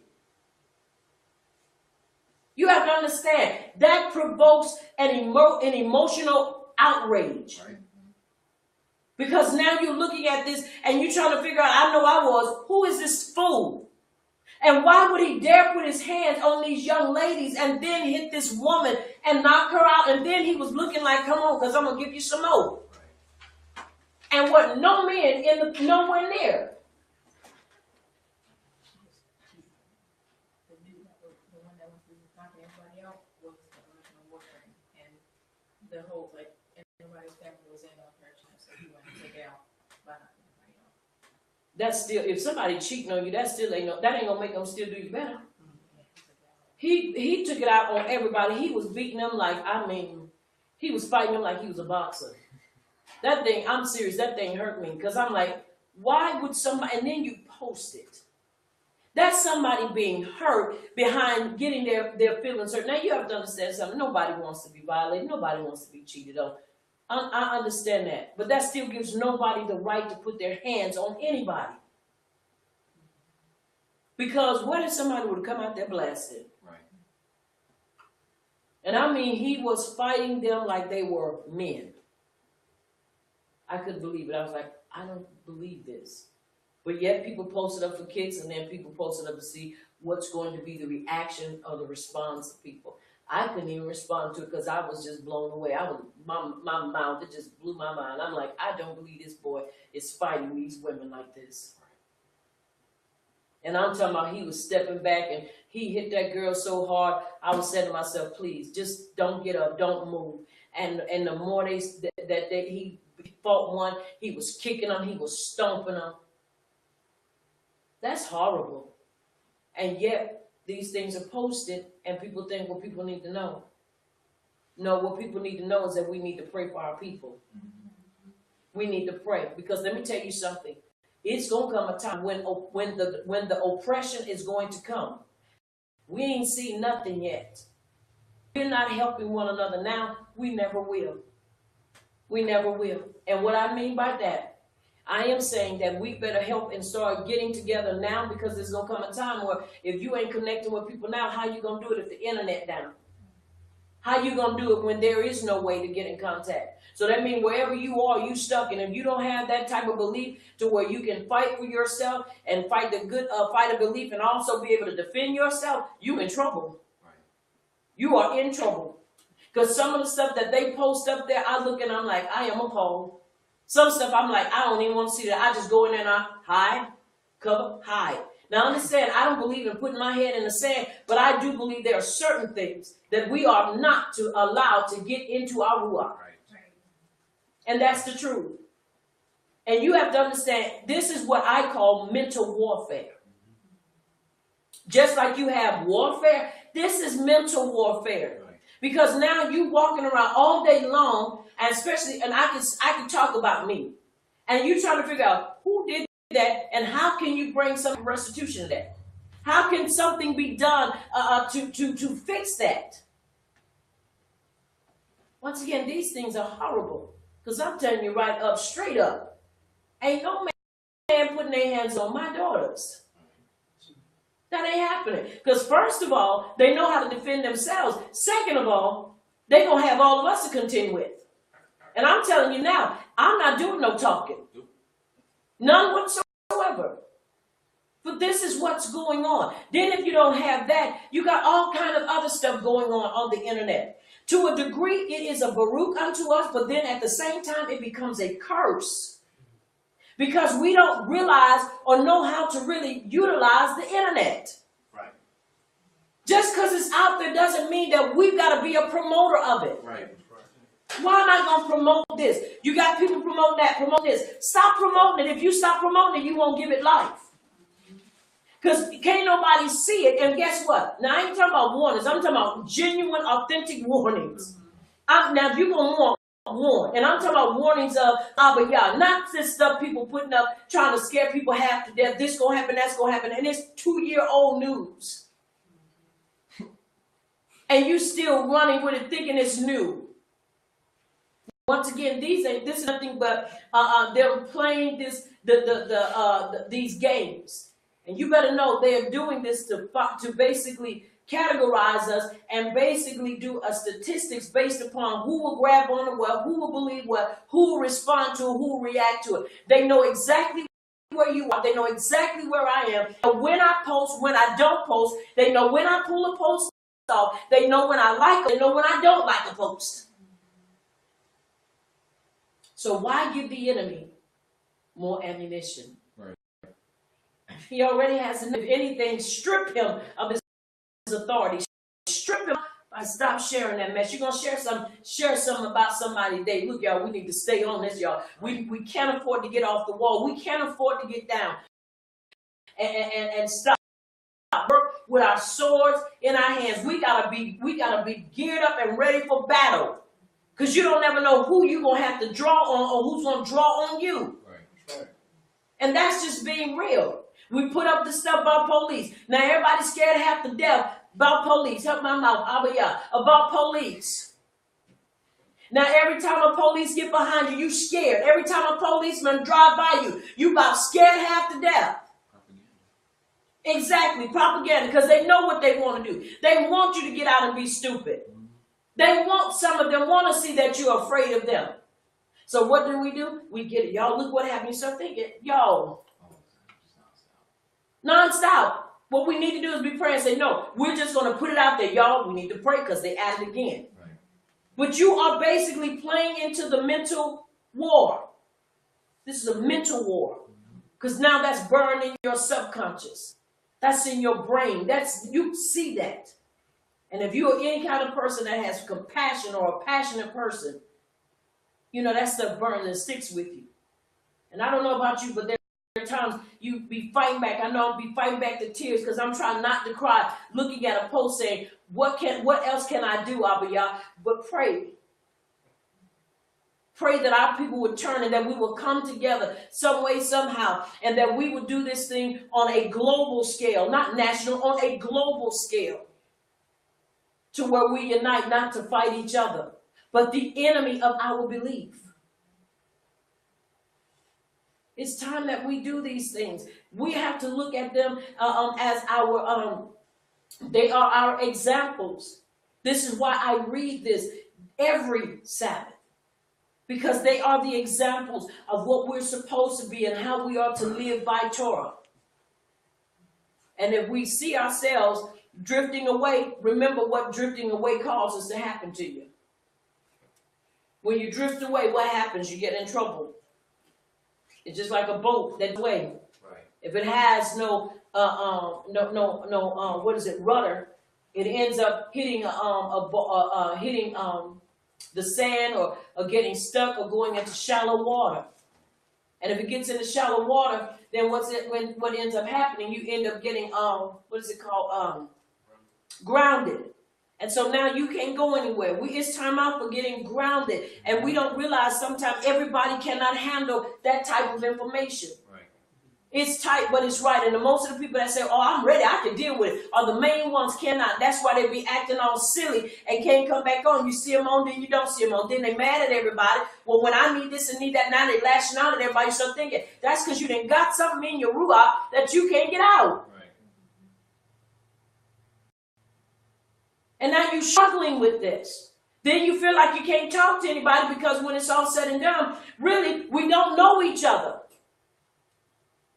And I'm just being real. We don't know each other to the point that we will reach out and say, look, you know what? I am going through something and I have reached my limitation. Right. I am so tired of all this stuff. Why? Because if we are afraid because we don't know each other. Then when we try to get to know each other, it's all that one man up mess. You know, I'm one up on you. No, y'all, we got to cut this. Right. How are we going to live in a world and really be able to not just survive, but live, and we act like total strangers? Right. Because we are. You don't know anything about me. I don't know anything about you, except what I open up to you and share with you. When it comes down to it, the majority of us, we just like a tumbleweed. We here, there, everywhere, and wherever we blow, that's where we go. Right. Instead of coming and building so that we can come together. It's horrible. And like I say, people don't consider what they're there. Now you have to understand something. The cry came up because of the oppression. And when it came up, you have to understand, they were unified in one place and dealing with the same thing. Y'all, in every city and in every state, us as a people, we are all just about seeing the same thing. But the thing that concerns me is though we're seeing the same thing, we are not crying out for the same thing. Some people are crying out for more guns. Some people are crying out for more, we need more people. Some people are crying out, Abba, we need your help. I'm not saying that we're not doing something, but we all ain't doing the same thing. You know how I know? Because we're still here. We're still here. We are still here in this place. Yes, I've heard of the 400 years and people say in 2019 that's when it's going to be up because that's when everything is going to stop. Y'all, you have to understand something. The scripture tells us in Metit Yahu, Baruch Haba Bashi, Baruch, or blessed is he that comes in the name of Abba Yah.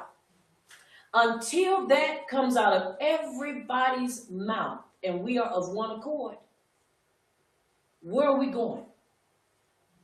And what are we expecting when we get there? I was looking at another post that said there are Africans, but you know they ain't African. They us. They are the chosen over there in Israel. Maybe new news for some, old news for some of us. But when I stop and listen, they are giving them people 90 days to get out of Israel. And you know one of the things they said? Because they don't want to contaminate the Jewish bloodline. That's something to say in it. In other words, what they are saying is, we don't want you over here. We know y'all the true people, but you can't stay here. And they said if they don't get out of there within that amount of time, that they're going to use whatever tools and whatever force they can use. Now, once again, some may say, well, we know that was going to happen. They just need to go. Y'all, this is why we've got to be of one accord. Because I was looking and saying, well, we're over there. There are some of us over there. Why didn't they go to us?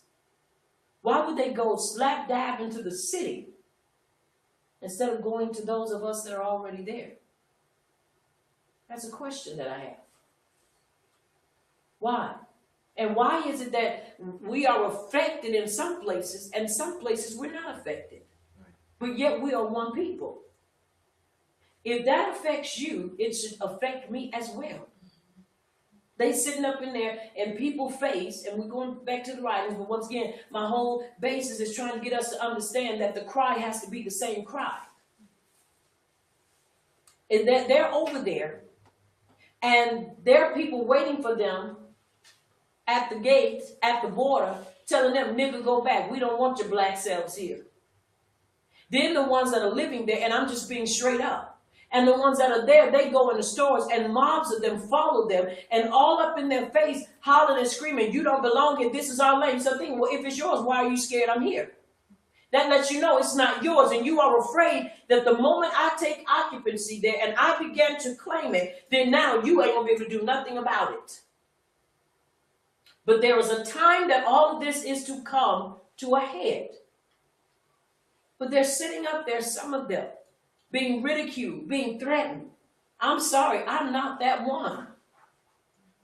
Threatening to kill and hurt people. Young man and his wife and their baby in the store.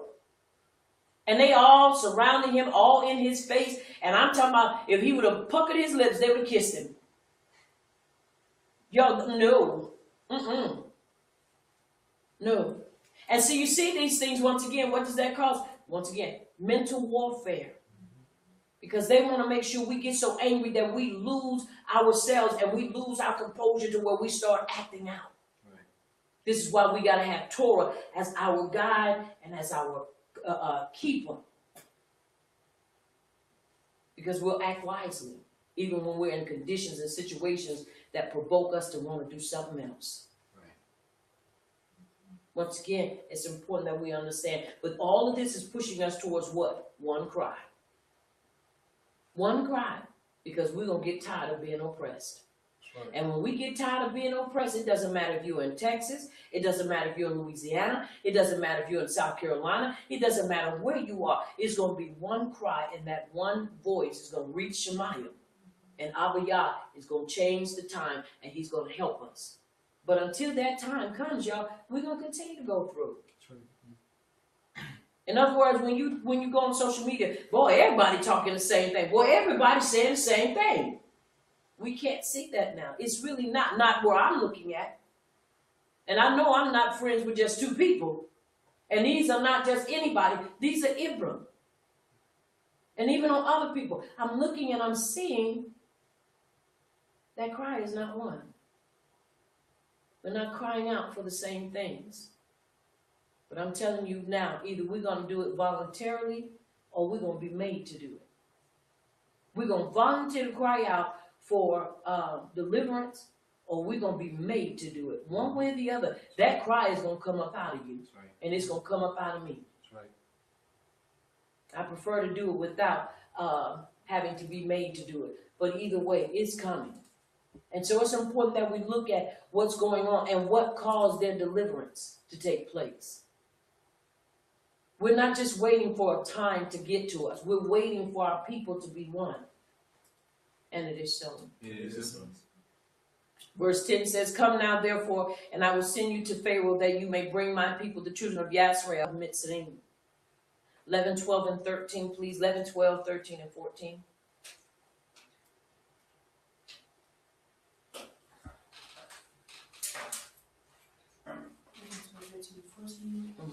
And Moshe said to Power, who am I that I should go to Pharaoh, and that I should bring the children of Yasrael out of Mitzrayim? And he said, I will certainly be with you, and this shall be a sign to you that I have sent you. When you have brought the people out of Mitzrayim, you shall serve Power of this mountain. And Moshe said to Power, indeed, when I come to the children of Yasrael and say to them, the power of your Abba has sent me to you, and they say to me, what is his name? What shall I say to them?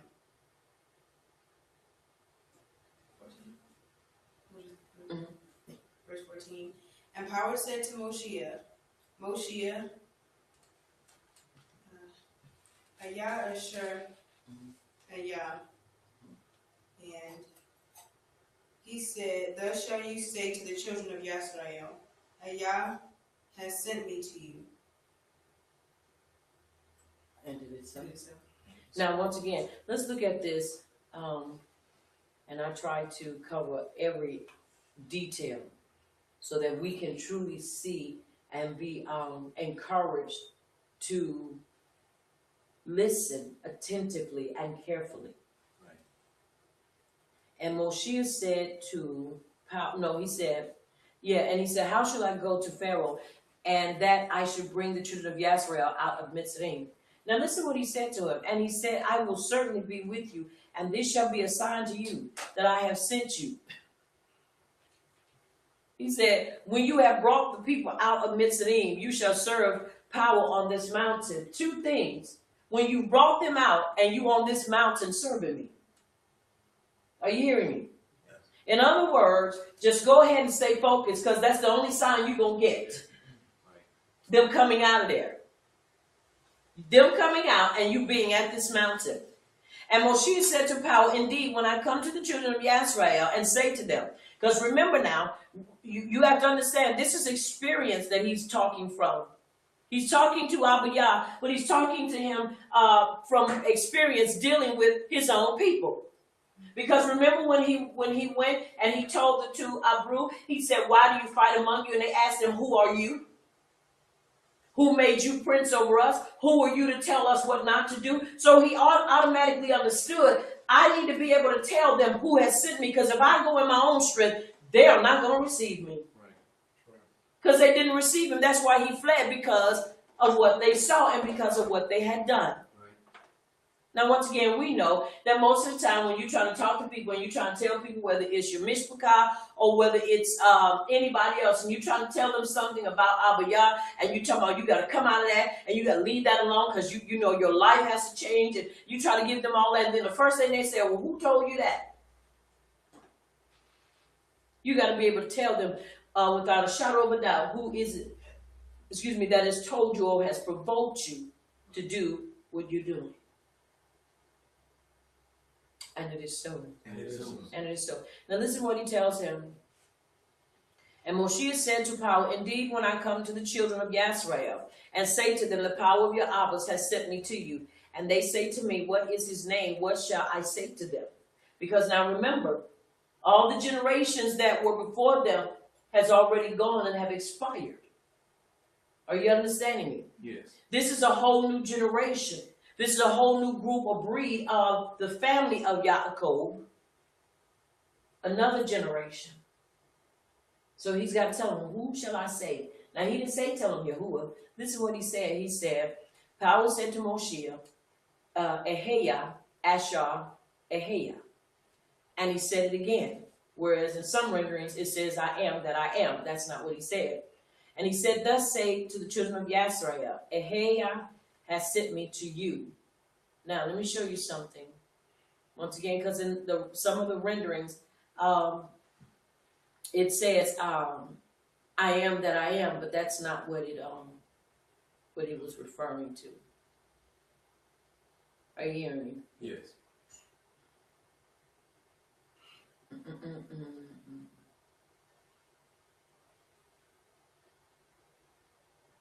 Yeah, he didn't say I am, he said something else with that. All right, let me read this to you. This is pronounced in modern Hebrew as Eheya, Ashur Eheya. Some believe this is the name of the master of Shemaiah, which was replaced with Yehud, He, Wab, and He.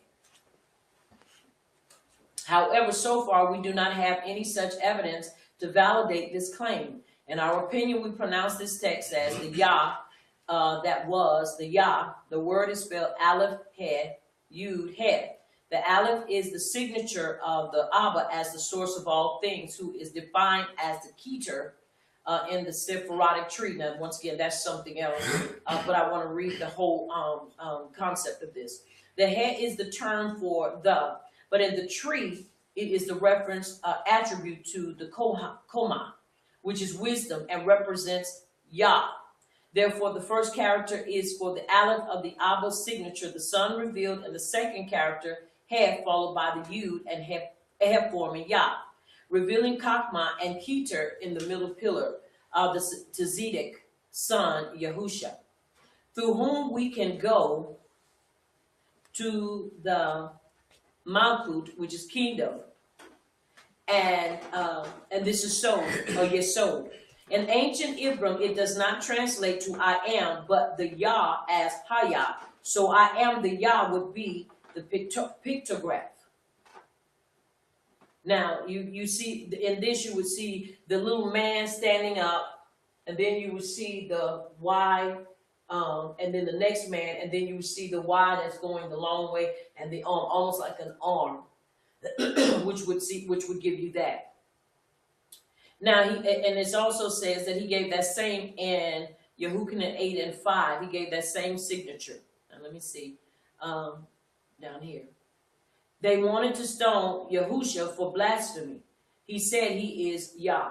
He's talking about Yahuwah. Okay. Yes.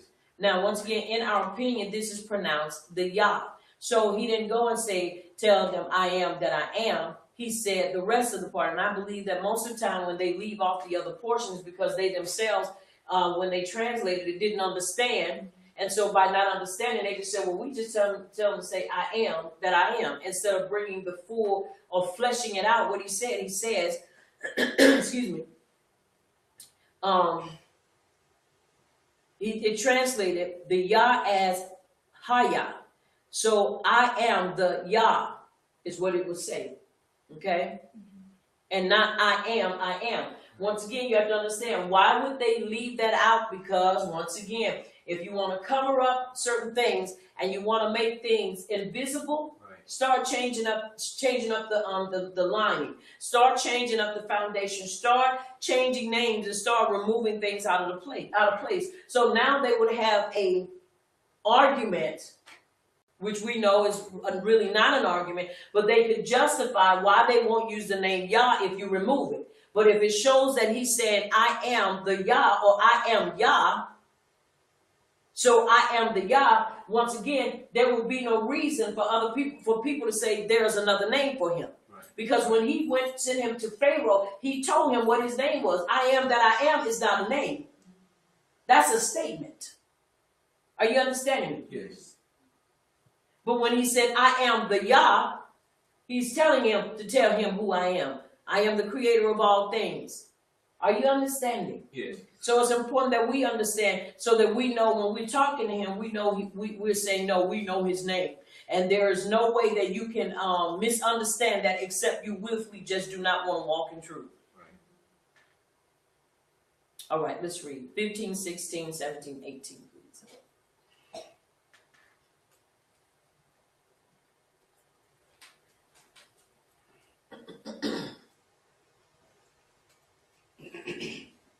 Moreover, Yahuwah said to Moshe, thus you shall say to the children of Yasser, Yahuwah of Yeravot, the power of Abram, and the power of Yasek, and the power of Yaakov has sent me to you. This is my name forever, and this is my memorial to all generations. Go and gather the elders of Yasser together, and say to them, Yahuwah, the power of Yeravot, the power of Abraham, of Yasek, and of Yaakov appeared to me, saying, I have surely visited you and seen what is done to you in Mitzrayim. And I said, I will bring you upon the affliction of Mitzrayim to the land of the Canaanites, and the Hittites, and the Amorites, and the Perizzites, and the Hivites, and the Jebusites, to the land flowing with milk and honey. And it is so. Now listen what he tells them to do. But let's look up here. Moreover, power said to Moshe, thus you shall say to the children of Yisrael, Yahuwah, power of your Abbas, the power of Abraham, the power of Isaac, and the power of Yaakov has sent me to you. This is my name forever, and this is my memorial to all generations. Once again, he gave them a name, not a title. Not a title. And that's why I'm adamant about saying his name and not a title. And he is not Yah God. That's one of the things we need to get out of our vocabulary. I know people don't like to hear it because people think, well, that's what he is. No, he is not. He's a creator. Are you understanding me? Yes. He's not even in the category of a God. Now, somebody would say, but how so? Because he's the creator. They ain't created nothing. What did they create? except for mayhem when they were created by men. That's all they created. Once again, it's important that we understand. He said, this is my name forever.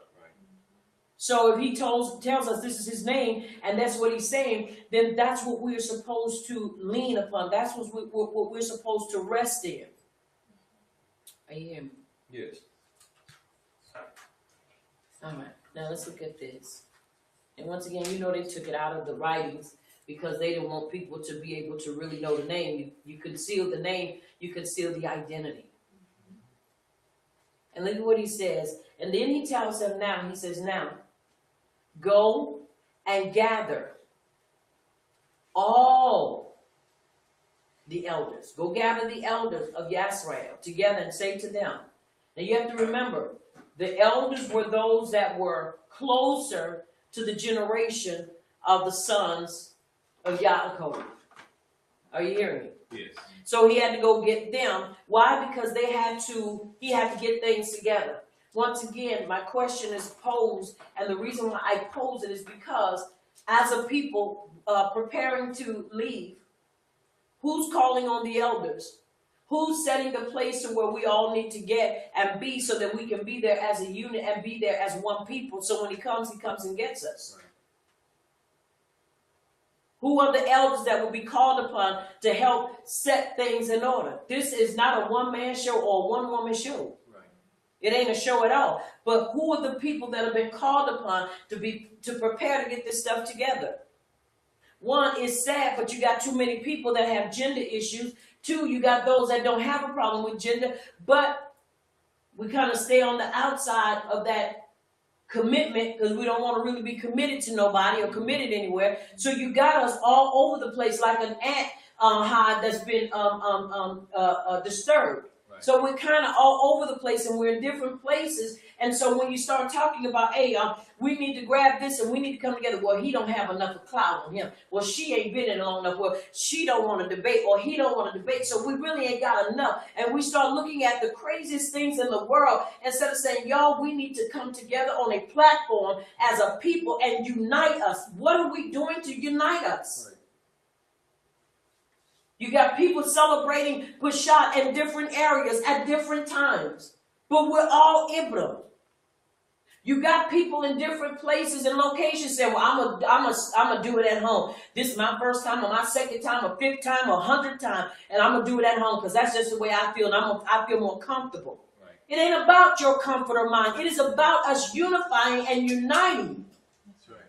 So that we can truly advance our people in the knowledge that Abiyah is giving unto us. But that can't be done if we just everybody doing whatever they want. Right, right. Like I said, we're just like an ant hive that's just got stirred with a stick.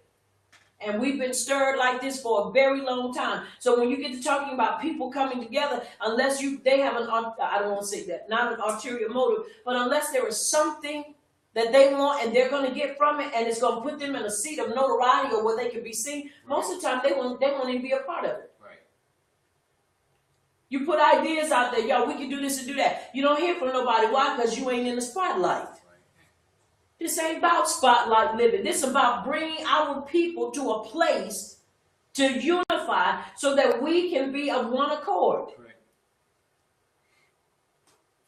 And it is so. It is. And he said unto him, he said, go. And he went to the elders. That's what he had to do. He didn't leave them out. And tell them, surely power has visited you and seen what is done to you at Mitzrayim. And I have said, I will bring you up out of the affliction of Mitzrayim to the land of the Canaanites and the Hittites and the Amorites and the Perizzites and the Hivites and the Jebusites to a land flowing with milk and honey. Once again, you have to understand. Now, let me bring something to your attention. These people were not broke. The ancestors of Yaakov were not broke. Everything that Joseph had built for them and had got them was for generations and generations to come. But the problem comes in is that now when you're in bondage, where are you going to spend it? When you can't go nowhere. Where are you going to spend it?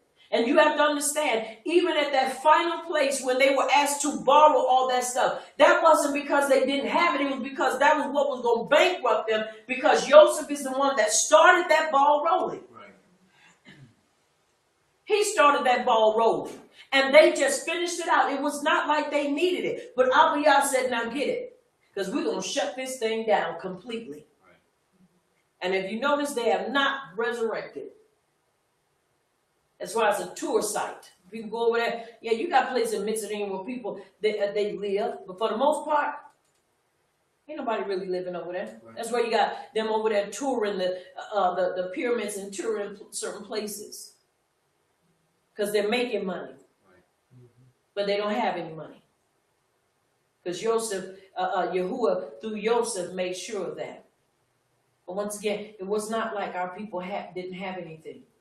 Once again, but where are you going to go buy when you under restrictions? You can't. You cannot. So once again, we need to think about those things. All right, verse 18, and he says, and they will heed your voice, and you shall come, you and the elders of Yisrael, to the king of Mitzrayim, and you shall say to him, power, Yahuwah power of the Abruz has met with us, and now please let us go 3 days' journey into the wilderness, that we may sacrifice to Yahuwah our power. Now you have to understand something. The whole time they have been there, they had not been able to sacrifice. Remember when also when we read in Maccabees, while they were under the hand of I believe it was Alexander and even those in Antiochus Epiphanes, that when they came, they had no opportunity. So what were they doing after they got free? They said, now we need to worship and we need to offer up. They had no time to offer up. And you have to understand, Yaakov was one that offered up to Abiyah frequently. He always spoke and he gave. So you can understand that as time went on and they came into bondage, those things were taken away from them. If they were stopping or trying to stop them from being productive, you know they were stopping them from following in their daily regimens. Right. They were stopping them from doing those things. So it's important that we understand the lengths that they went through to make sure that everything we were doing would be lost. And it is so. And it is so. All right, let's read 19, 20, 21, 22. But I know that the king of Mitzrayim will not let you go. No, not even by a mighty hand. So I will stretch out my hand and strike Mitzrayim with all my wonders, which I will do in its midst. And after that he will let you go. And I will give this people favor in the sight of the Mitzrayim. And it shall be, when you go, that you shall not go empty-handed. Mm-hmm. Verse 22. What was it? Go ahead, read. Okay. But every woman shall ask of her neighbor, namely of her who dwells near her bed, articles of silver, articles of gold, and clothing, and you shall put them on your sons and on your daughters, and you shall plunder the Mitzrayim. And it is so. And it is so. He said, you're going to put it on them, you're going to plunder them. Now, once again, it wasn't because they needed it, but this is going to be their plundering of them. This is going to be to make sure that they didn't have anything. Are you understanding? Yes. All right, chapter 4. Let's read 5 verses, please.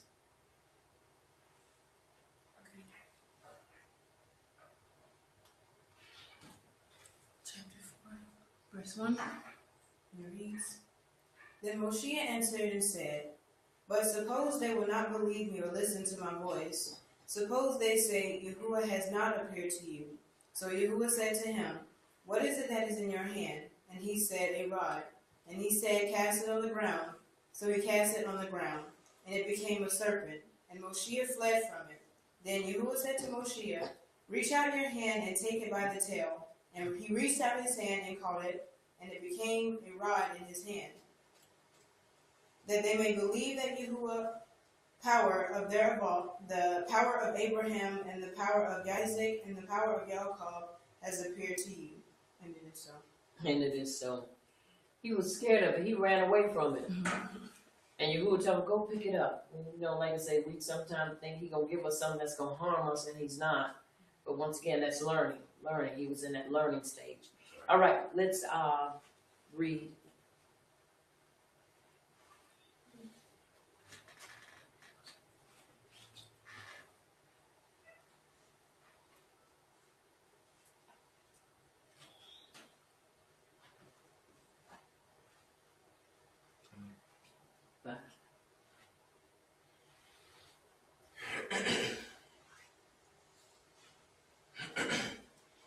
that they may believe that Yahuwah your power of their fathers, the power of Abraham, the power of Yasser, the power of Yaakov has appeared to you.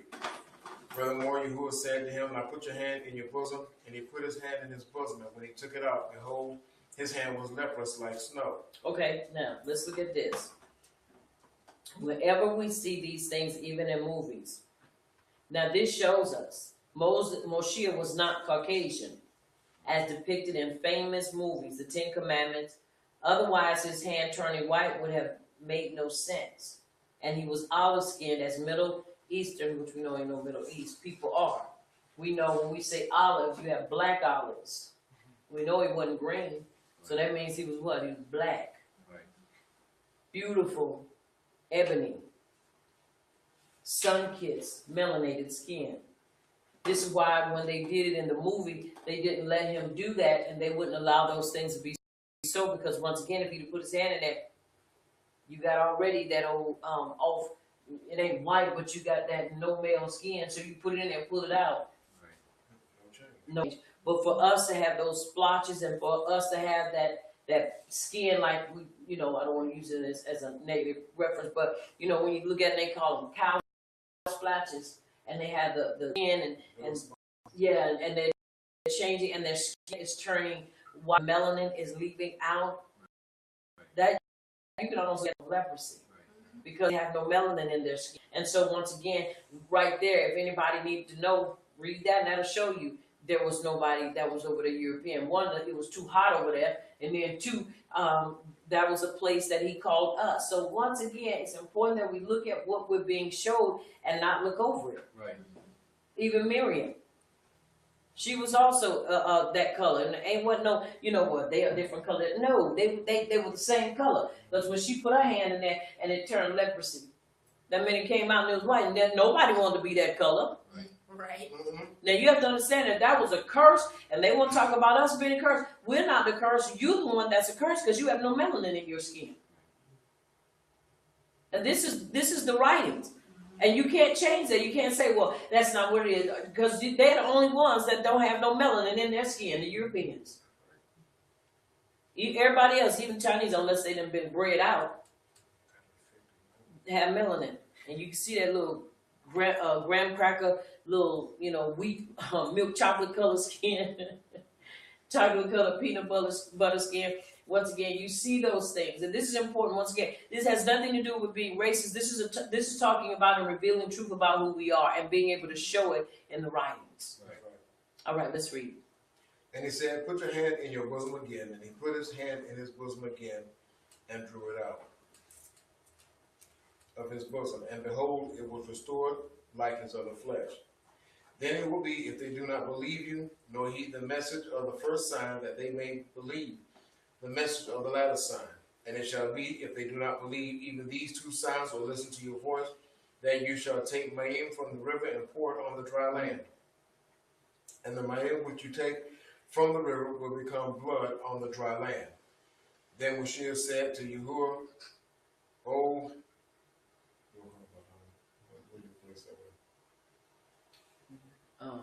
Power.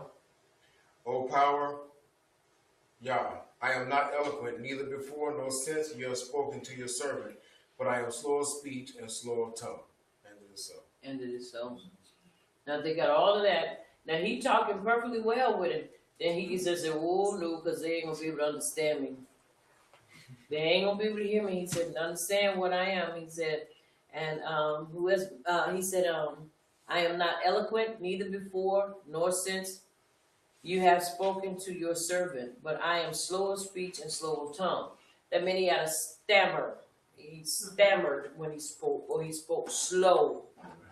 And so when he spoke, he had that kind of hesitation in his speech. But when he spoke to Abba Yah, he was fine. Because you have to understand, when you're in the presence of Abba Yah, those flaws and weaknesses are not there. It's just when you get out of his presence. And listen what he says to him in verse 10, 11, 12, 13. Did we read that already? Yeah. Let's do 11, 12, 13, and 14. And read 15 too.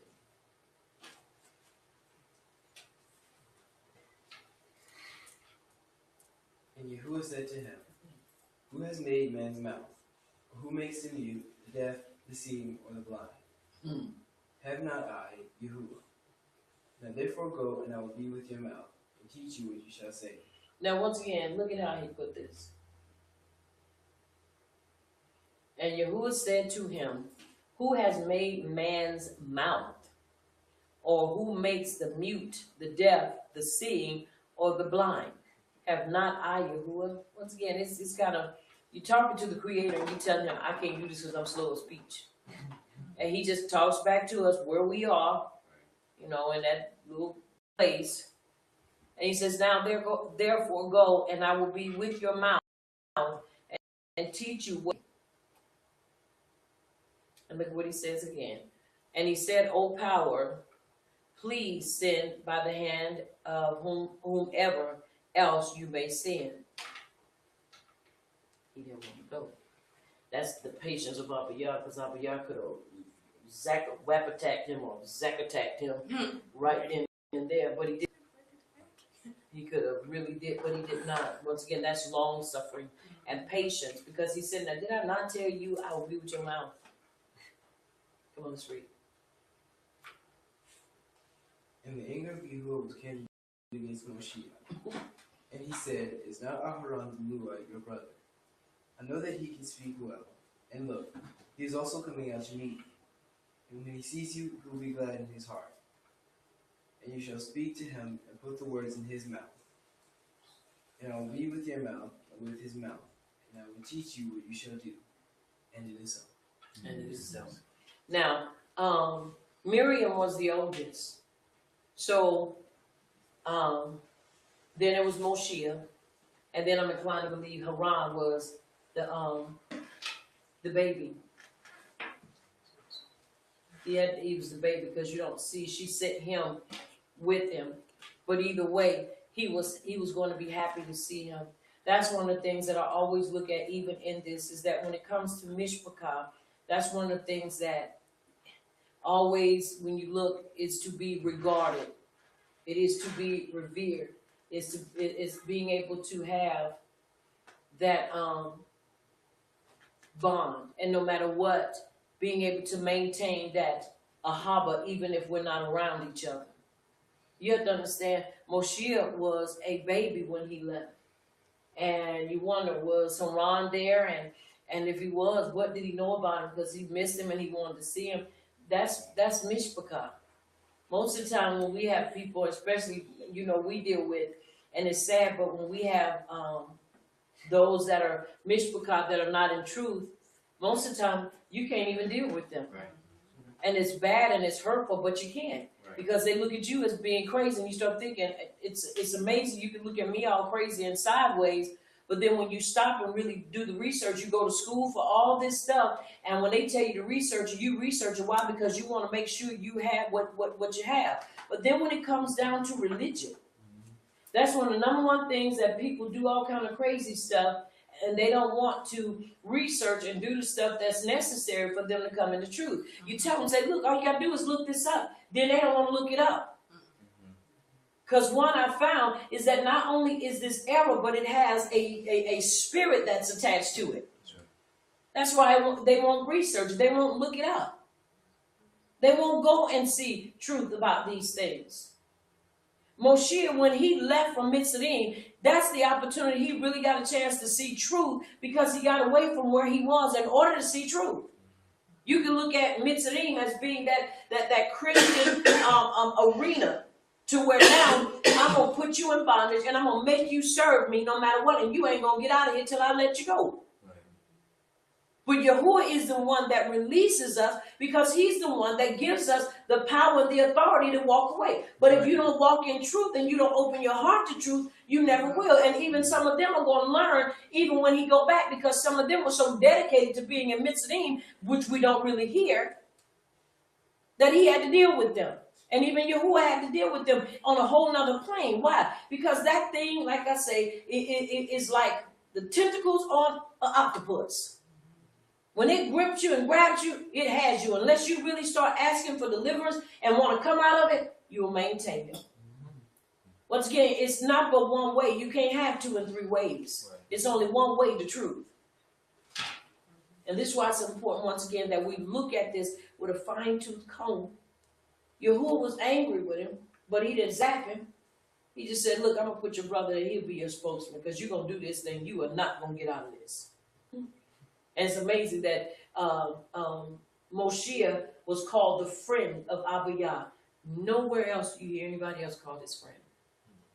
Are you hearing me? Yes. Nobody else. Through this, they had a bond that was just phenomenal. He could talk to him, and he wouldn't get killed. He told me, he said, just kill me. You start thinking, really, are you sure you want to make that statement? But he was the only one that could do that because of the relationship that he had with him. Right. You better not say that, because you will be a fool. That's right. And look what he said. He said, but he's going to meet you. And when he sees you, he will be glad in his heart. Verse 15, and you shall speak to him and put the words in his mouth. And put the words in his mouth. Be with your mouth and with his mouth. And I will teach you what you shall do. So he was his teacher. He said, I'm going to put my words in your mouth. Then you're going to turn around and put the words I gave you into his mouth. You shall think of how? By teaching, and him listening and applying. And it is so. And it is so. All right, 16, 17, 18, 19, 20.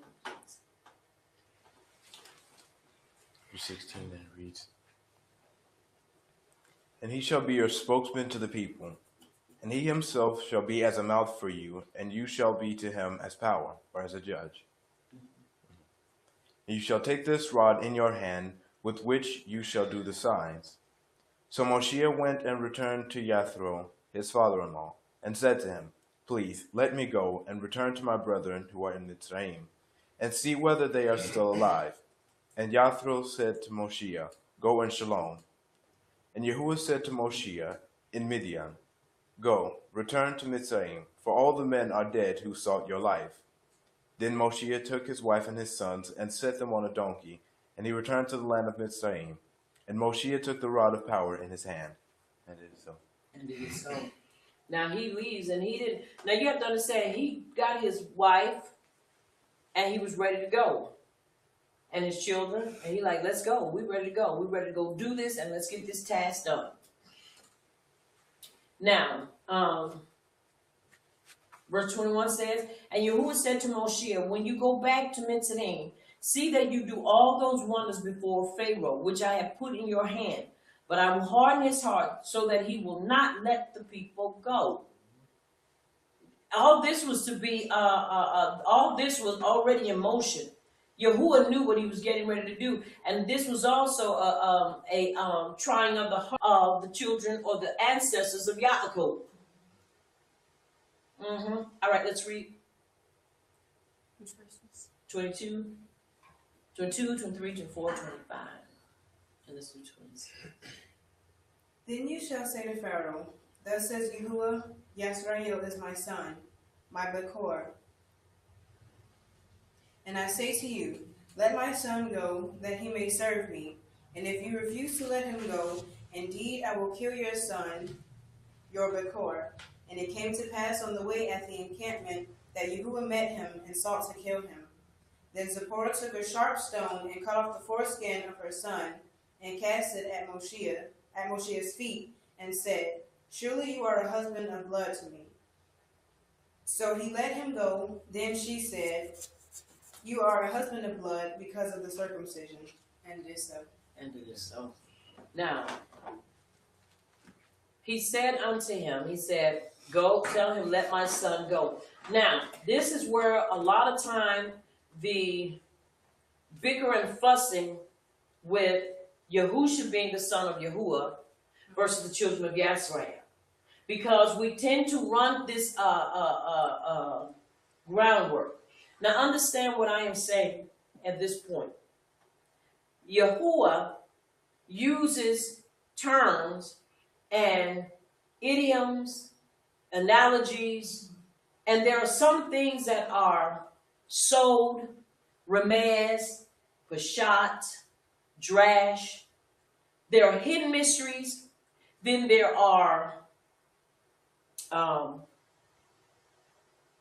hidden mysteries, then there are open things that are yet open, but yet there's still that mystery and that hidden revelation. And then there is that part where it is an analogy. Now, he called the children of Yisrael his son. Why? Because you have to read in verse 24. Or in the same 23, I'm sorry, read in verse 23. You're looking at where they looked at Pharaoh as being a god. That's right. Are you understanding me? Yes. Once again, Pharaoh is a title. It is not so much a person. Right. It is a title. That's right. And so because his name or his title was Pharaoh, you have to understand he felt like he was a god because the people treated him like a demigod. And here Yahuwah already knows the outcome of this. He already knows that he is about to get in a match with this man. Now we know that he is no match for him. But because Yahuwah is going to give him the opportunity to stand before him as he does, you're looking at two Abbas talking concerning letting a son go. In that same verse he says, and I say to you, let my son go, that he may serve me. And if you refuse to let him go, indeed, I will kill your son, your Pekor. Now, once again, he is using this reference to show him, I know that you love your son and you're going to esteem your son and so forth, because you have to understand, they celebrated their children because they looked at their children once again as being demigods. That's why they looked at them also as being something more important than what they really were. I mean, you're always supposed to look at your children as being of importance, but not to the point that you basically worship them. And that's what they were doing. And so here it is. You got to understand, put yourself in this position to understand. He is dealing with him from a point of view that he will be able to understand him. Because when Pharaoh's sons were basically, or his son, when they would get a certain age, they would basically parade them around and they would basically show them off. And so he's grooming him to be who? The next Pharaoh. So you got to understand and look at it in this point of view. You have two Abbas that are looking at their sons. One Abba is saying, you're going to let my son go, or I'm going to kill your son. And look at what Pharaoh is doing to the children of Yisrael. He's become a hard taskmaster to somebody else's what? Son. So in order to get his attention, he has to put him in that place where he understands, okay, now we're going to deal from one another as two Abbas. Because I already know you're not going to let him go. I already know that you're going to sit here and you're going to fight me on it. But you're going to see what Abba, are you understanding me? Right. Yes. Is the Abba of authority. Because if you notice throughout the writings, not only does he look at Yisrael as a son, but he also looks at her as a prostituting bride. Or as the prostituting sheep. Are you hearing me? So you have to understand, these are different references that are used to show who they are. Right. Are you understanding me? Yes. That's important for us to understand. Why? Because you cannot box Abiyah into a box. If you try to box him in, you're going to miss it. That's right. He called them wives. He called him a son. You have to understand, he's talking to an Abba that has a son to perhaps get his attention. If you read in that last portion of verse 23, he says, if you don't, I will kill your son. Y'all, you have to understand, that's not an idle threat. Right. So once again, am I conveying myself to where I'm showing there's two Abbas here? Yes. And you have the one Abba that feels like, no, I ain't letting nobody go. Then you have the other Abba say, oh, but you are. So you got two Abbas right here. Even though we understand, once again, Pharaoh was no match for Yahuwah. That's right. But he was also a Abba and also looked upon as a God. So you have to understand, he thought he could match wits with Abba Yah. And to a degree, they kept on till Yahuwah said, okay, I'm done. Now I'm going to take off and I'm going to show you that I'm a stallion. You hear me? I'm not just a common horse. I'm a stallion. All right, let's read. Okay, hold on, let me touch on this too. And it came to pass on the way at the encampment that Yahuwah met him and sought to kill him. Now you have to understand what took place here. For a long time I wondered why. Why does Yahuwah want to kill Moshiach, the man he himself chose and sent? The reason is that his wife Zipporah had succumbed to her Abba, who told her not to circumcise her son. And Moshiach was powerless to convince her or convince his wife, who would not listen. Hence, when Yahuwah was ready to kill him, we see Zipporah doing the circumcision herself to save her husband, because he would have died on the account of her disobedience. This is why you have to understand, y'all, that is something that is really, Right. you look at stuff like that, and not in horror flicks, but in movies. She saw him wrestling and fighting for his life, and she automatically knew what it was that she needed to do to bring life or to cause Yahuwah to let him go. Now, mind you, Yahuwah could have killed him instantly. He could have killed him instantly, but he gave him time because he already knew that was going to be the driving force of the defining moment that would make her walk in obedience to circumcision. Right. Now you have to understand what kind of situation that probably put her son in. She probably just said zip zip and cast it at his feet. Right. Because she knew, once again, everybody did not adhere to circumcision. And this is why my opinion is that when people get to talking, you see the people now saying that, circumcision is, what is it, what they call it, what I'm talking about, mutilation. That is mutilation. And so you have all these people of other different nationalities that say, this is mutilation. We should stop it. You need to put a stop on it. Me personally, they shouldn't have ever been, doing it. But I understand also the concept that it does make a person stay clean, especially men, or only men clean. Only men can be clean because they're the only ones that have foreskin and can be circumcised. Right. But now you have people that say, well, I may not have wanted to have that done. Okay? So you want to walk around and not be clean. But then you have those that understand that it is about covenant. But my view is that if you're not covenant, no, you shouldn't have it done. Right. And that's just the truth. Because you don't understand the concept is not, or neither was it just for them to be clean, but it was about covenant. It's like they're doing the same thing that Luai and Yehuda did. Mm-hmm. When they went to Shishim while they were there, and they killed all those men after they had been circumcised. It's the same thing. You're circumcising people without an understanding, or men without an understanding. And basically you're doing it where you say, because, it's something we offer. Really? But these people are not covenant. Right. So it don't apply. But if they do it, then let them know that and give them a clarity of why they're doing it. And not just because you want to be clean. Once again, you got means to stay clean, but that's just some, you would think that men don't want to be wrestling with all the time. But once again, it's important that we understand. And so she had to do it. And so because she was married to him, she had to obey that, or he was going to die.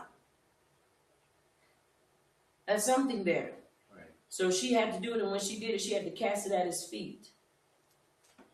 She had to cast it there. And she said, surely you are a husband of blood to me. So he let him go. Then she said, you are a husband of blood because of the circumcision. Verse 27 says, and Yahuwah said to Haran, go into the wilderness to meet Moshiach.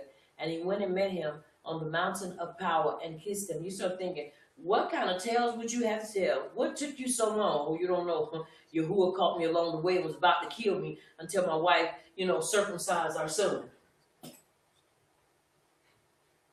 Really, you start thinking, seriously. Right.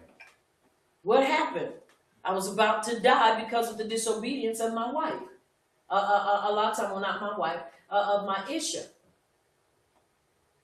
It's important that we understand, and especially those of us that are walking in truth, that we understand that the Torah applies to us. You can't just say, I'm not going to do it. Right. And even if you are not a believer, once again, this is why you need, when you walking in this walk, and you are not married, that you marry somebody that is a believer. And understand when we say believer, that you understand what their belief is, because I found that a lot of people are saying they're Ibram, but when it comes down to it, what do they believe? Right. You got people that believe in so many things and then don't believe in certain things. So once again, we've got to understand, where are you believing at? What is your belief system? Do you believe in doing this? Do you believe in doing that? Do you not believe in this? Because there had to be some type of mutual agreement for them to get married. And then when that time came about, you start thinking, okay, now all of a sudden, you don't want to do this. But now you're forced to do it, and so they have to have it done. And so once again, you getting ready to get married, or you looking for a spouse, you need to make sure you talk about all that, what you believe in. Do you believe in this? Do you believe in that? Do you believe in, you want, how many children you want, how many you don't want, what we believe in, how we're going to take this. Do you believe in birth control? Do you not believe in birth control? Do you believe in giving? Do you not believe in giving? You have to ask these things up front. If you do not ask these things, you will find yourself fighting, not only them, but you will find yourself fighting against Abba Yah, because you can't please two people. I mean, you can't please people that don't want to walk in truth, even though they claim to be in truth. Because when it's all said and done, you're going to find yourself fighting them, because if they don't want to walk in truth and don't want to adhere to Abba Yah, that's going to be some problems. Because either you're going to follow in truth, or you're going to constantly be led around by your emotions, because you're trying to make sure you keep them happy and disobeying Abba Yah. That's not going to work. It's not going to work. And that's why it's important that you have those talks. And anybody you're interested in, talk with them. If they can't talk about it, then there's a problem. Mm-hmm. Right. What you believe? What do you mean what I believe? I believe in Torah. Okay, how do you believe Torah? Do you believe everything about Torah? How do you separate that what is man-made and what is, the truth? You need to go in depth, because once you say I do, that's it. Right. There is no coming out of it. Are you understanding? Yeah. And it's so. All right, let's read.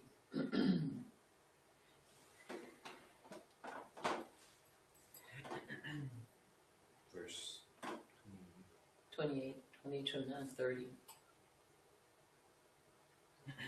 to 31. Okay. And Moshe told Aharon all the words of Yahuwah, who had sent him, and all the signs which he had commanded him. Then Moshe and Aharon went and gathered together all the elders of the children of Yisrael. And Aharon spoke all the words which Yahuwah had spoken to Moshe, and he did the signs in the sight of the people. Verse 31. And the people believed, and when they heard that Yahuwah had visited the children of Yisrael, and that he had looked on their affliction, then they bowed their heads and worshipped. And it is so.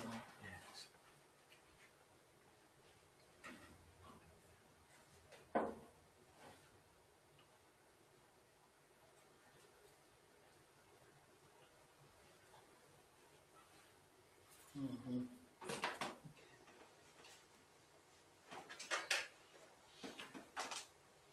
All right. Now they have the conversation and they talk. And now look at what Moshe does. Then Moshe and Haran went and gathered together all the elders of the children of Yisrael. So now they're getting the elders together. Why? Because they're getting ready to proceed and move forward with the action that Abba Yah has given them to do. And Haran spoke all the words which Yahuwah had spoken to Moshe, and he did the signs in the sight of the people, because he had to show them. He had to show them in order for them to believe. And the people believed, and when they heard that Yahuwah had visited the children of Yisrael, and that he had looked on their affliction, they then bowed their heads and worshipped. Let's see how quick that changes. All right. All right, chapter 5. Let's read 5 verses, please.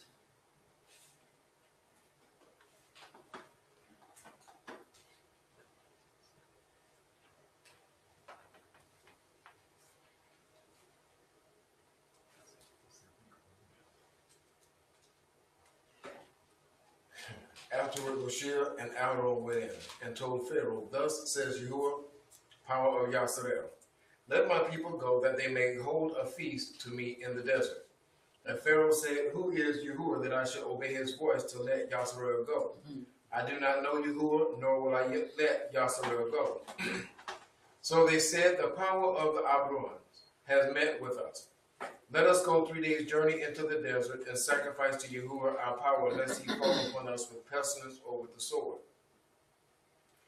Then the king of Mitzrayim said to them, "Moshe and Aharon, why do you take the people from their work? Get back to your labor." And Pharaoh said, "Look, the people of the land are many now, and you make them rest from their labor." And it is so. And it is so. That's so much into this.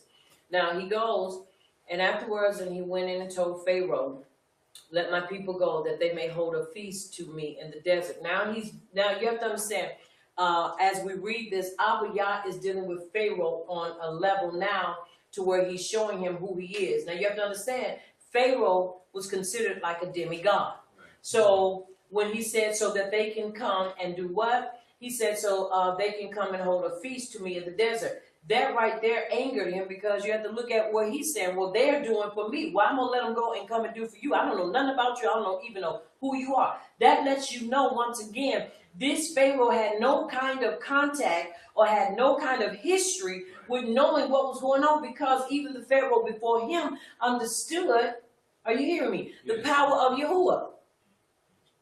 The power of Yahuwah. This is what's important for us to understand. That's right.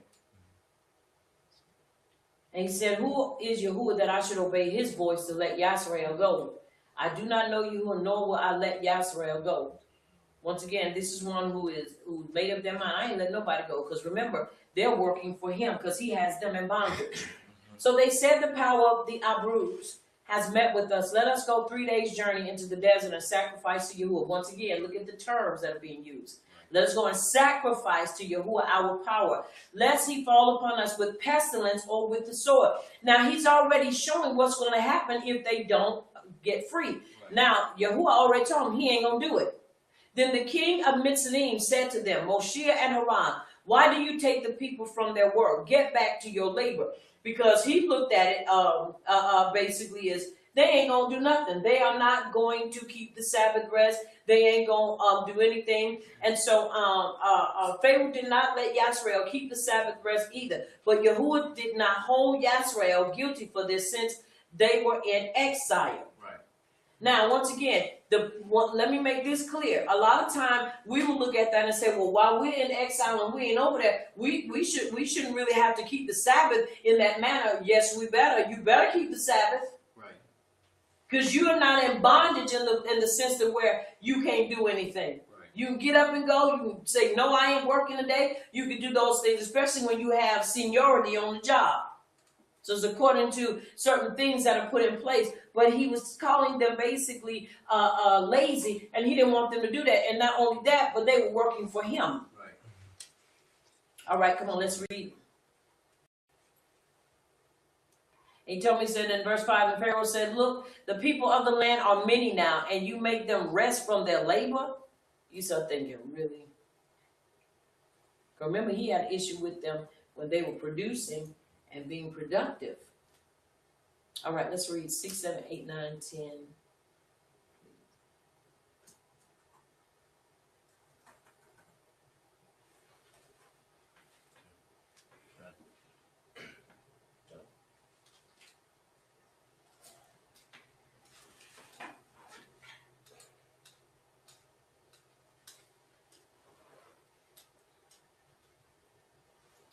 Six, 7, 8, 9, and 10, please.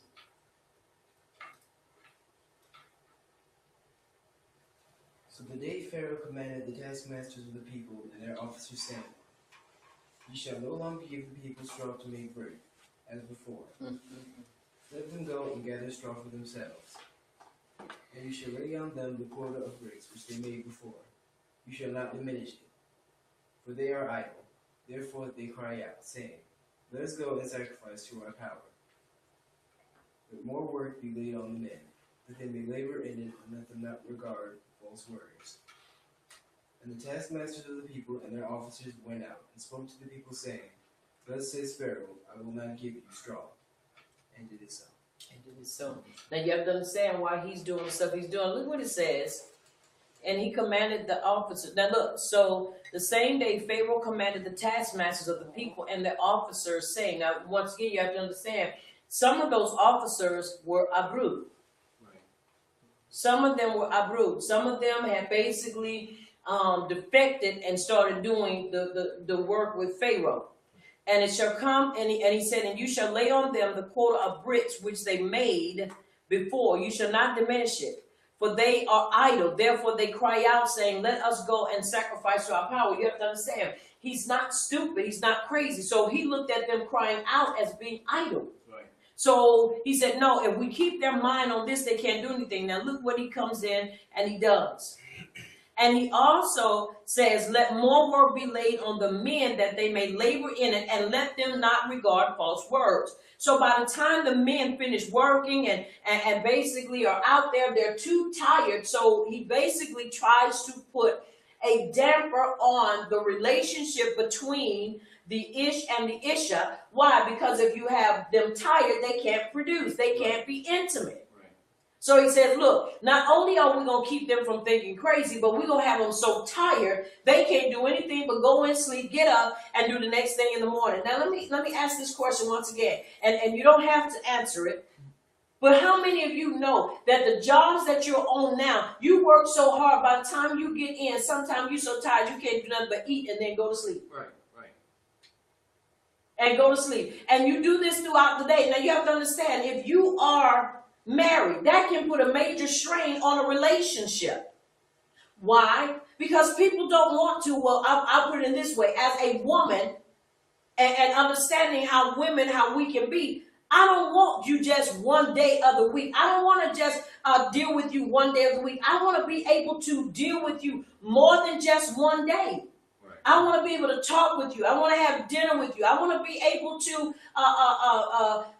do those things that we are supposed to do as husband, as Isha and Ish. Can't do that if you're so tired you can't hardly keep your eyeballs open. And then on Sabbath rest, you're tired because we're trying to rest. Then you're trying to go on the first day, you got stuff to do. And then you're so tired by the time you go back, you can't hardly think straight. You have to understand a lot of this stuff, believe it or not, it is birthed out of the same kind of bondage that was taking place while our ancestors and forefathers were in Mitzrayim. Right, that's right. You have to look at it like that. You're too tired to be intimate with your wife. I'm not talking about no girlfriend or your Isha or your Ish. Your Isha, yeah. Your Isha. You're too tired. And so you're too tired. You can't even have a dinner night. We're going to laugh and talk.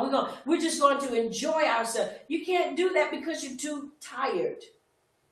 Once again, how does all these things come about? Work. I'm not saying you don't work, but I'm saying use wisdom. Right. Because most of these jobs, in order for you to make it count, you have to work a lot of hours. You do. You have to work a lot of hours. But this is what they were doing. It's the same thing here. Same thing where we are. They're doing the same thing. Make you work so long and make you work so hard.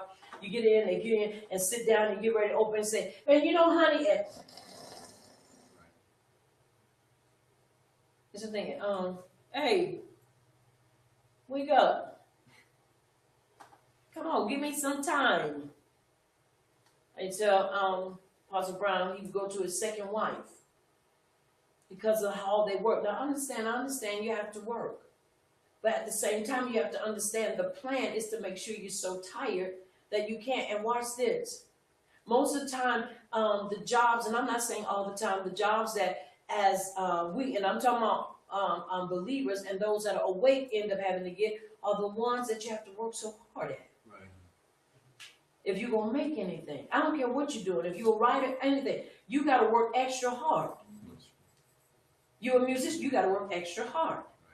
You're going to work extra hard. Why? Because the whole thing is to divide and conquer. This is why you have more provocative commercials out there, believe it or not. They want to not just divide, but they want to destroy. So now you have commercials come on early in the morning, late at night with women in nothing but their paraphernalia, their underwear and so forth. You got men that are doing it, but you have more women that they show in these. You got the Victoria's Secrets that come on. You start thinking, now you better cut it out because everybody is not that size. But it's always to draw the man from his bedroom. It is always to draw that man from that covenant relationship with his Isha. And you can believe that if you want to, but if you just stay up, and then they got the one where they got the phone calls, call me, I'm ready to talk to you. You start thinking, I'm right here. You can talk to me, I'm up. 2, 3 o'clock in the morning, I'm up right here looking in your grill. You want to talk? We can talk. But this is what they do to destroy the fabric and the fiber of relationship between the Ish and the Isha. And it's destroyed a lot of people, believe it or not. Because an idle mind, it is the devil's workshop. Right. So when do they do it? They do it at night, and you're in, and you're trying to, get that time, and you come in, and this is why, once again, and then you got phones, and people, always on their phone. Anything is subject to pop up on their phones, especially if you have gone in and you've been doing any kind of research. The things they call cookies that basically tag you, so no matter what, somewhere or the other, if you go on a site or your phone accidentally get there, they're going to tag you, and next thing you know, you're going to have commercials, and you'll have everything coming back, trying to lure you into those places.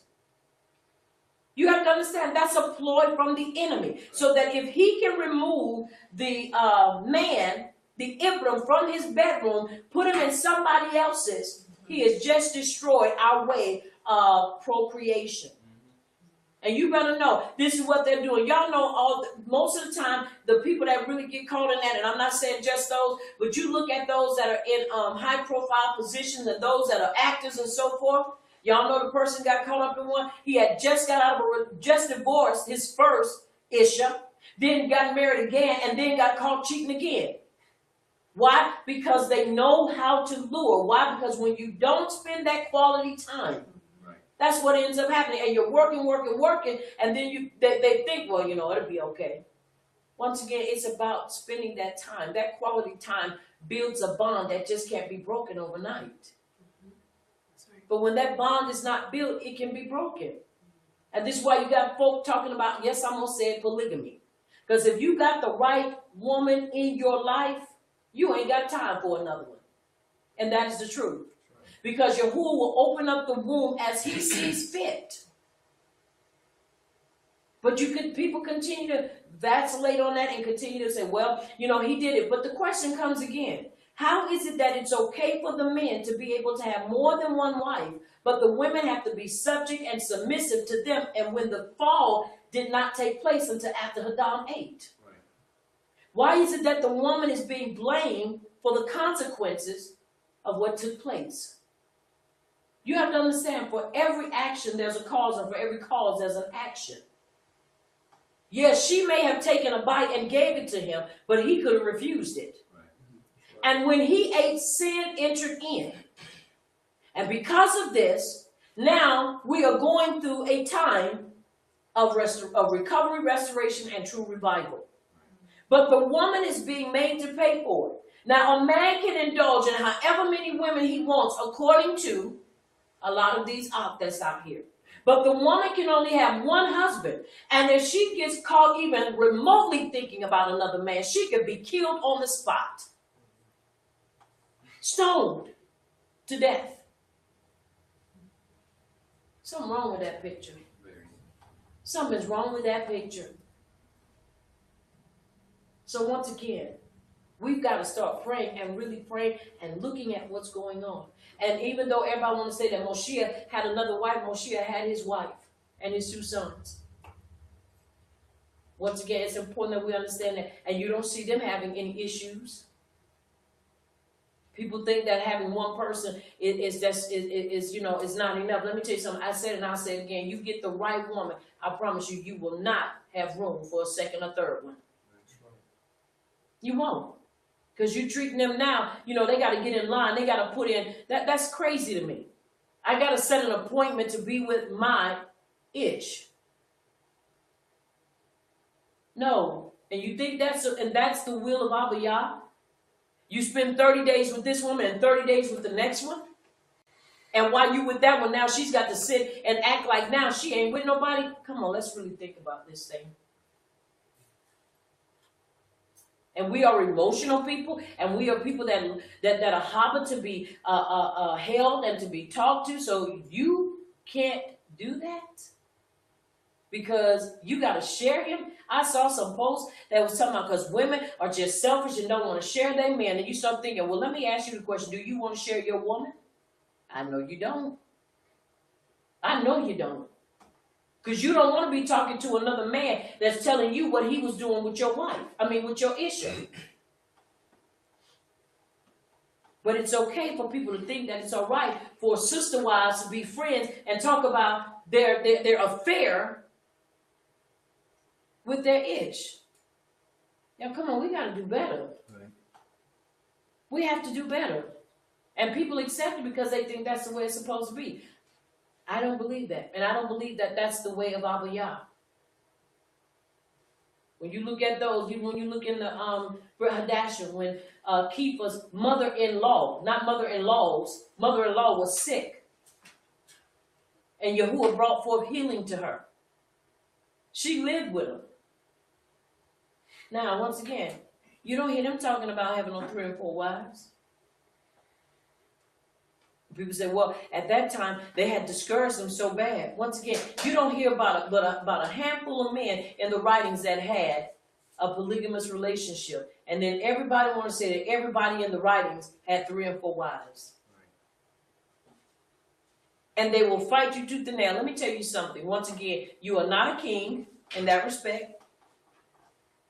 And even when you look at Ahab had Jezebel.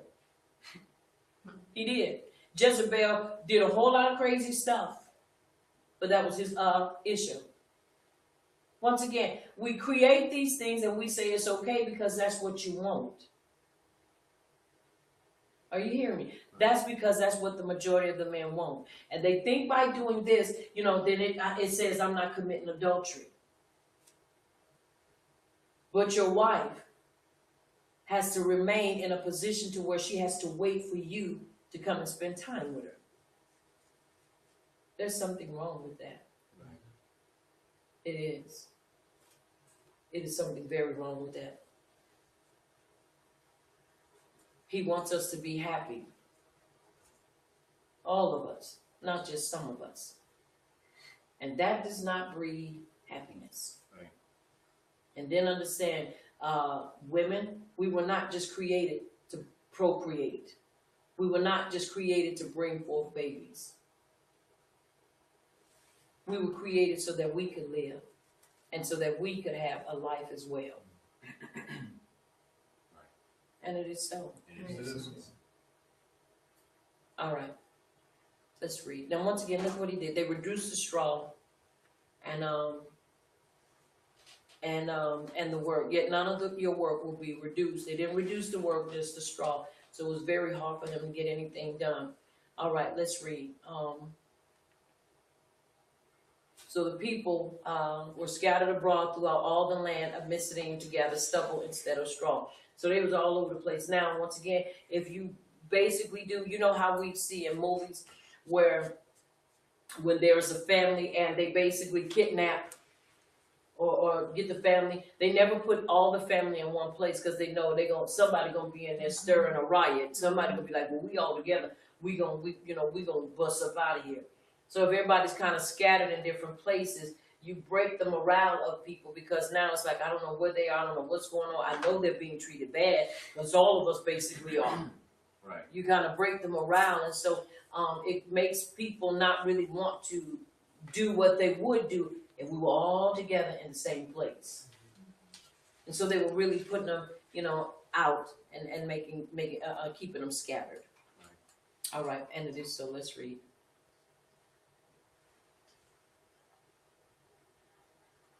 Verse 15, 13, 14, 15, 16. Verse 13. And the taskmasters forced them to hurry, saying, fulfill your work. Your daily quota as when there was straw. Excuse me. Also the officers of the children of Yasrael, whom Pharaoh's taskmasters had set over them, were beaten and were asked, "Why have you not fulfilled your task in making brick both yesterday and today as before?" Then the officers of the children of Yasrael came and cried unto Pharaoh, saying, "Why are you doing this with your servants? Therefore, there is no straw given to your servants, and they say to us, Make brick. And indeed, your servants are beaten, but the fault is in your own people." And it is so. And so, now look, and remember now, once again, some of the taskmasters were of their own people, just like when you look in slavery. Some of those that were basically the eyes and the ones that were over them were family, and sometimes our own people, which could be the worst people to deal with, because they're the ones that's going to make sure you understand they're in charge. Right. And he forced them to hurry, saying, "Fulfill your work, your daily quota, as when there was straw." Once again, you're telling them to do something and they don't have enough of stuff to do it with, but once again, that was what they were doing. Also, the officers of the children of Yasrael, whom Pharaoh's taskmasters had set over them, were beaten and were asked, "Why have you not fulfilled your task in making brick both yesterday and today as before?" Now, they were beating them and doing all kind of stuff. Why? Because once again, you have to understand the taskmasters, the officers, and then those that were a part of Yasrael that were basically over them. They had a part in it too. Right. And they basically tell them, "Look, you're going to get this done. You going to get this done."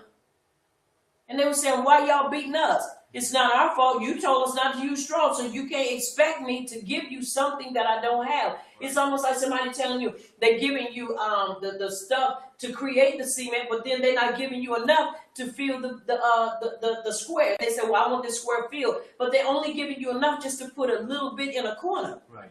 And you start thinking, now understand, we know we serve a miracle worker.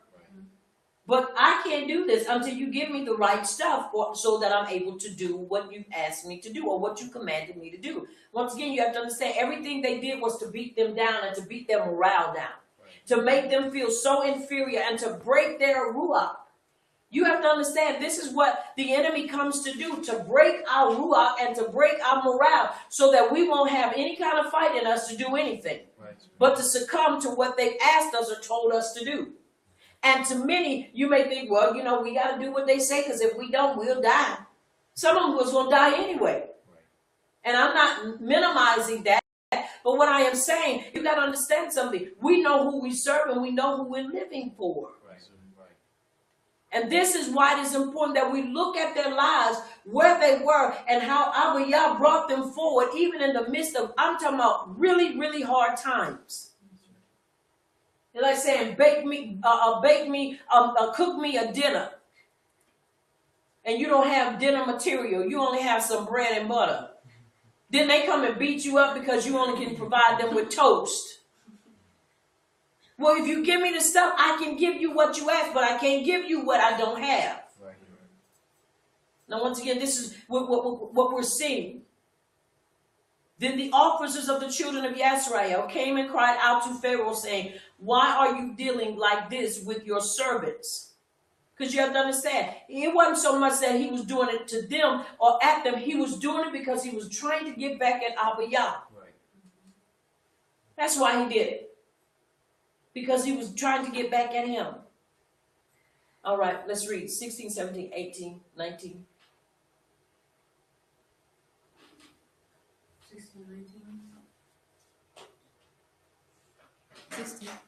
16 to 19. Mm-hmm.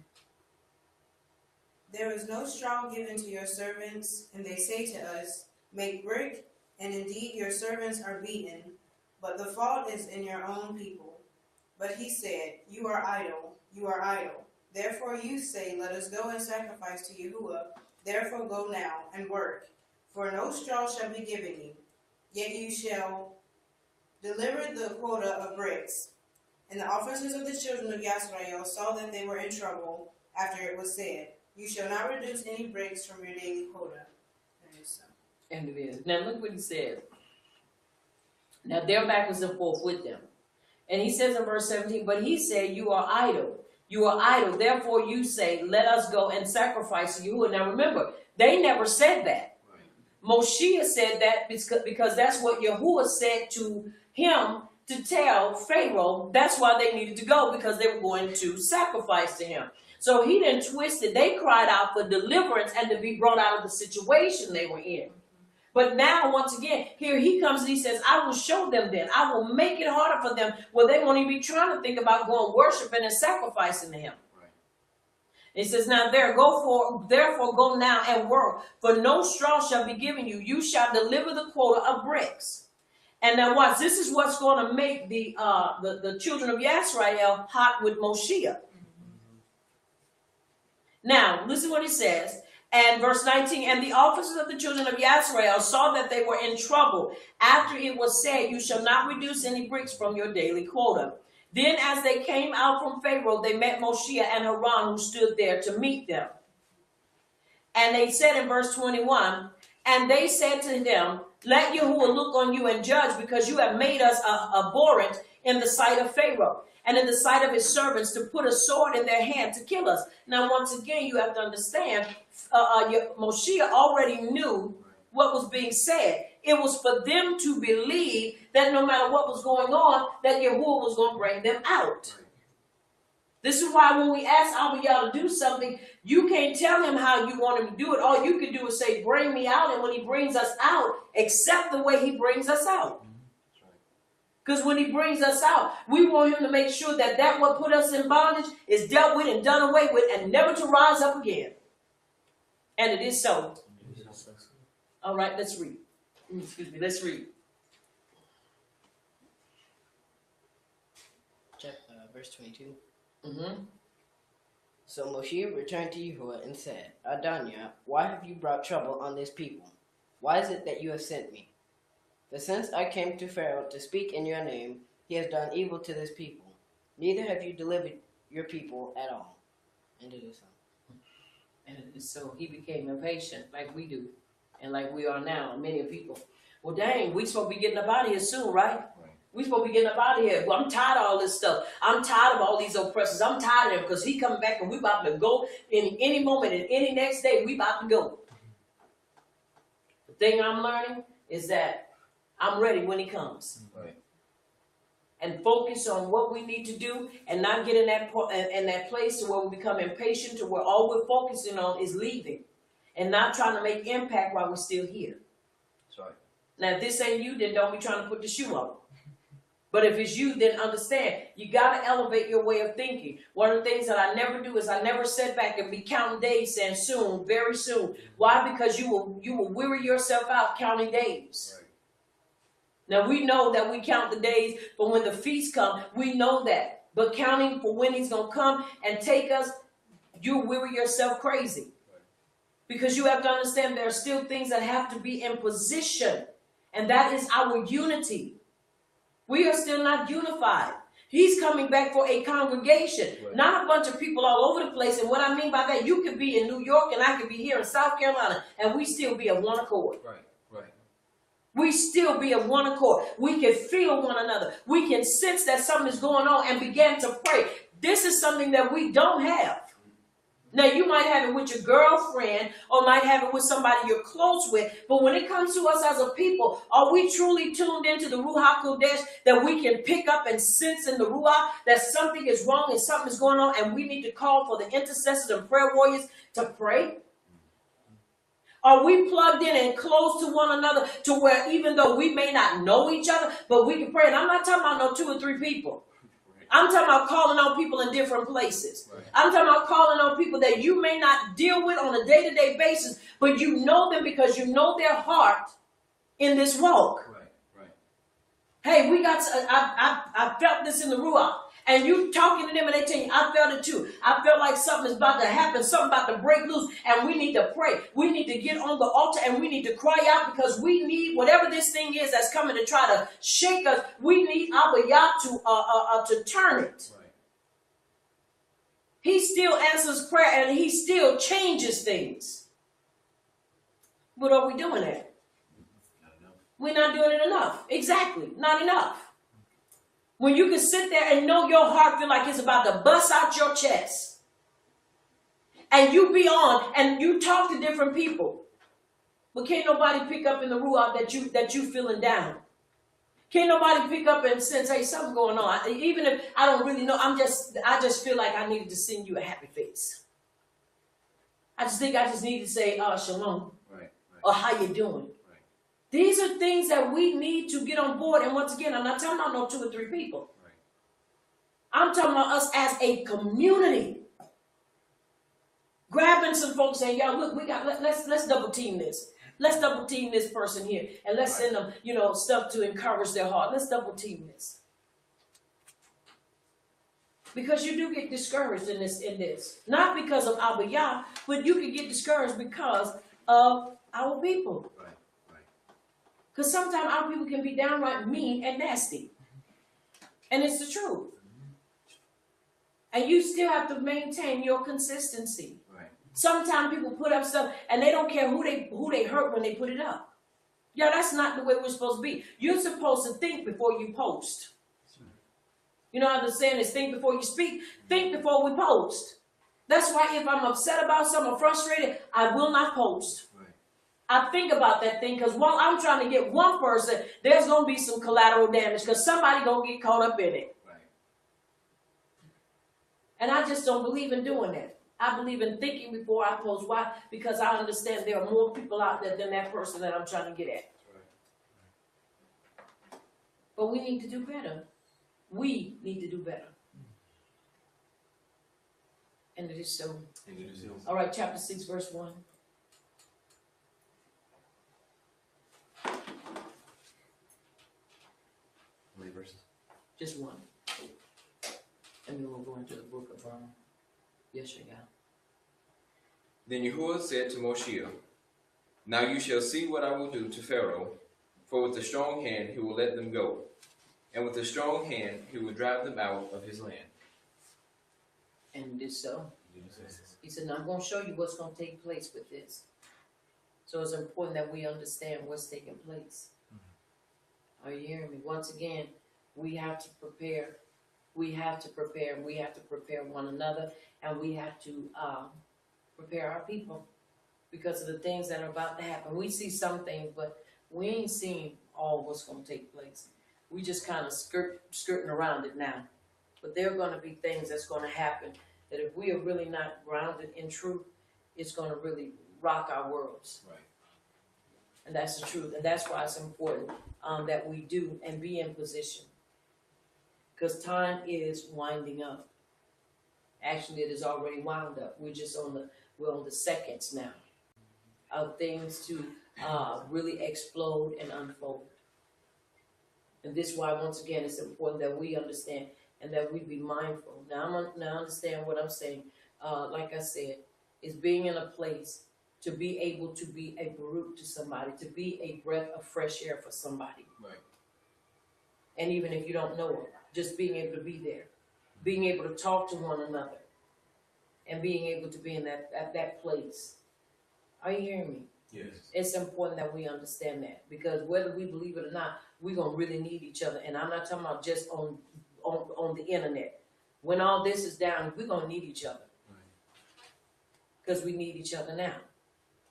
And nothing's going to change because the internet is down or because we can't contact one another in the way that we've become accustomed to contacting one another. Right. All right. We're going to go into our Haftorah portion, Yashaya, and we're going to go to chapter 29, and we only have 2 verses, 22 and 23. It's 9. Where you have to go down, yeah, it's going to be on. Chapter 29. Mm-hmm. We'll read that. Look at verse 22 and 20.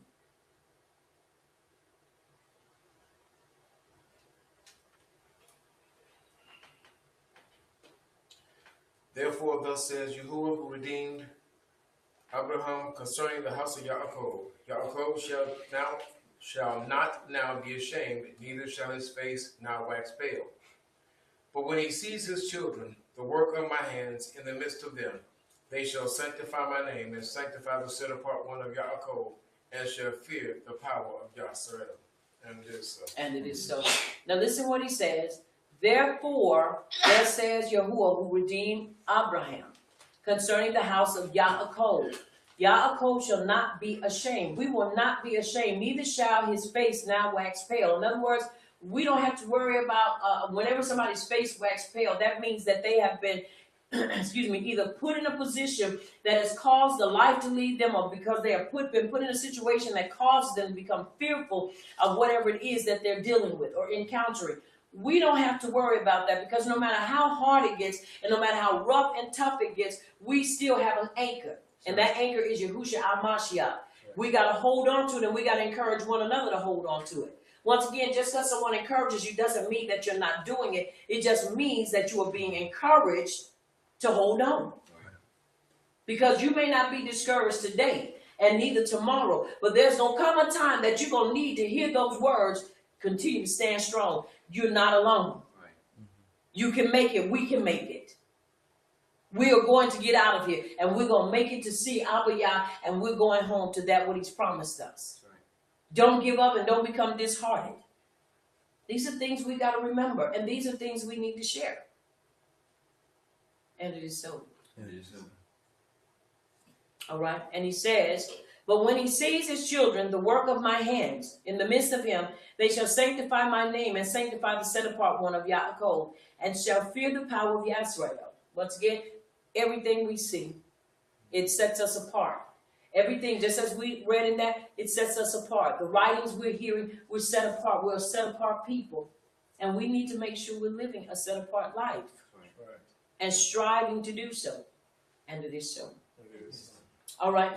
Let us go to our Hadasha portions, which will be Yehukanan. Yehukanan, Moshiach, which is Mark chapter 11.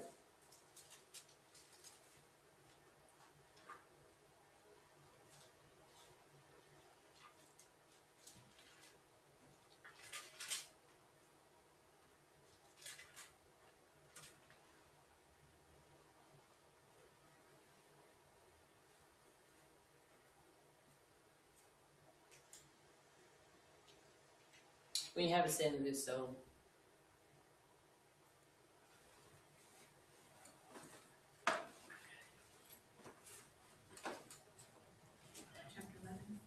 Verse 3, I'll read the first 6 verses. And if a man says to you, why do you do this? Say that our rabbi has need of it. And straightway he will send him there. And they went their way and found the colt tied by the door outside in a place where 2 ways met, and they untied him. And certain of them that stood there said to them, why do you loosen the colt? And they said to them even as Yahushua had commanded, and they let them go. And they let them go because he had need of it. All right, let's read 7, 8, 9, 10, 11. And it is so.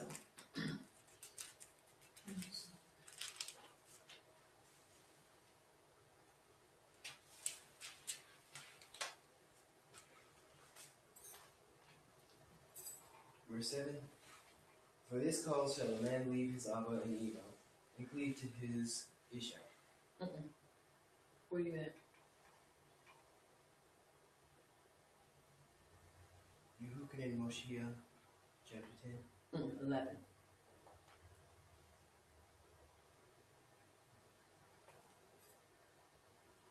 Verse 7.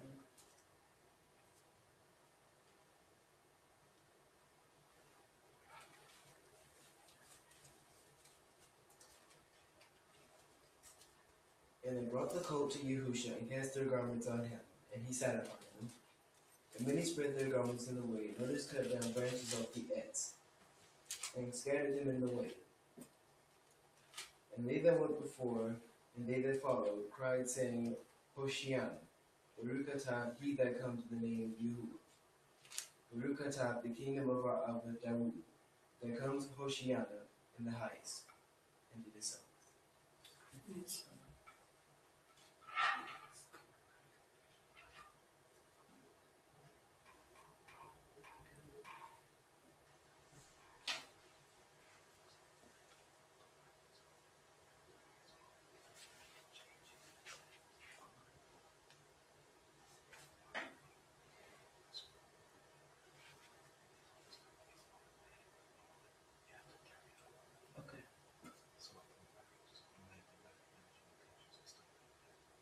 Which one's it? All right, turn it off. The face recognition program. It's on everybody's. Because it'll pull pictures. Yes, turn it off.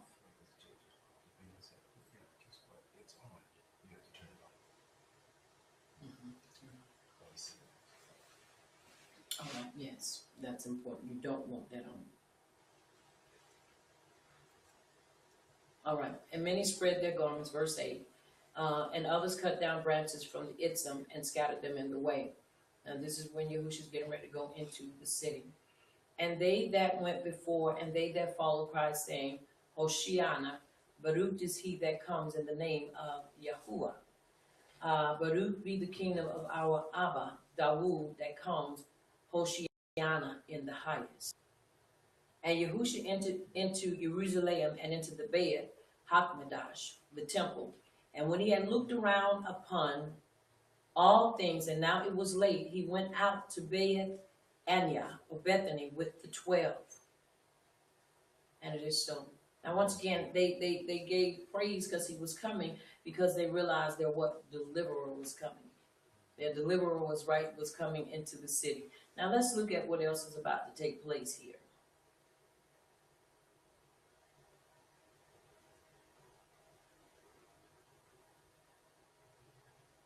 Come on.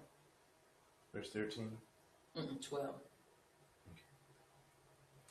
12 and 13. 12 to 15. And on the day after, when they were come from Beth Anya, he was hungry. And seeing a fig etz afar off, having leaves, he came, if he might find any fruit on it. And when he came to it, he found nothing but leaves, for the time of figs was not yet. And Yahushua answered and said to it, No man eat fruit of you hereafter forever. And his disciples heard it.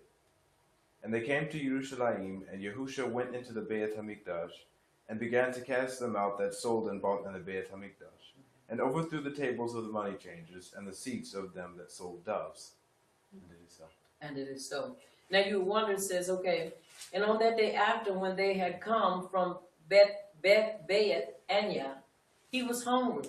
And seeing a fig tree afar off having leaves, he came if he might find any fruit on it. And when he came to it, he found nothing but leaves, for the time of figs was not yet. And Yahushua answered and said to it, No man eat fruit of you hereafter forever.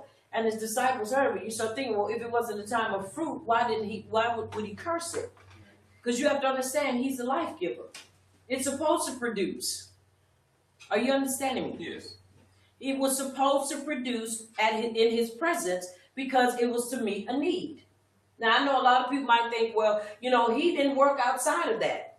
The point of the matter is that when the fig tree recognized, because you have to understand, everything is alive, nothing is dead, but it refused to produce even out of season, he cursed it. Right.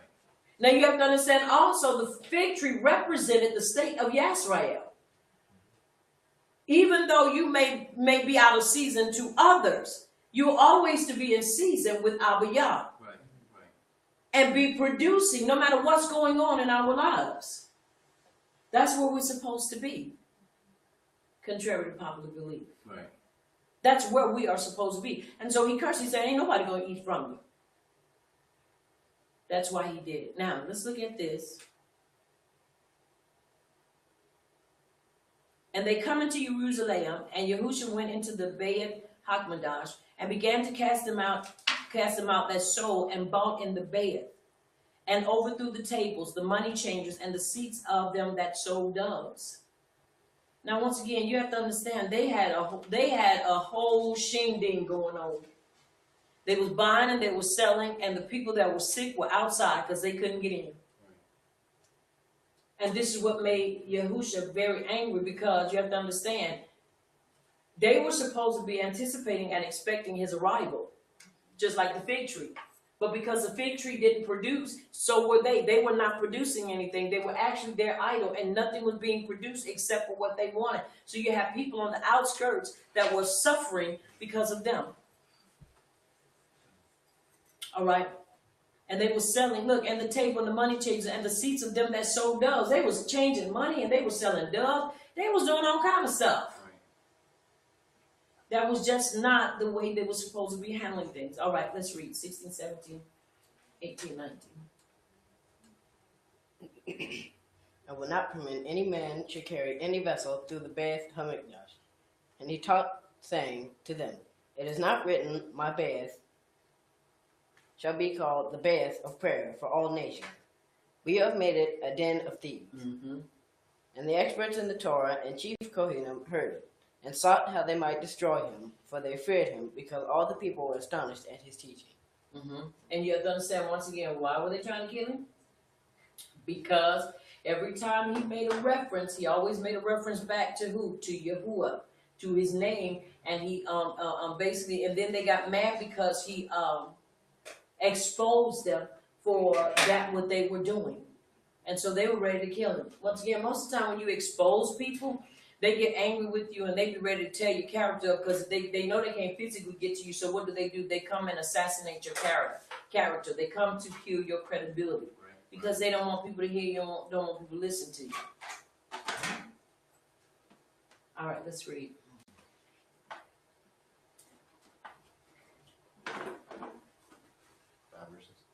Mm-hmm. Verse 20. And in the morning, as they passed by, they saw the fig-heads dried up from the roots. And Kepha, calling to remembrance, said to him, Rabbi, behold, the fig-heads which you cursed is withered away. Now, hold on. Let me show you this. Now, the same thing when they passed back through there and saw the state of that fig tree, that's the state that Jerusalem was in when he left it, because remember now, he had to beat them out of there. He had to literally drive them out of there. So they still didn't produce, but he basically had called that thing to, called it to naught and to bring it to a place where it wouldn't be able to flourish any longer. All right, let's read. Verse 22. And Yahusha answering said to them, have belief in Yahuwah.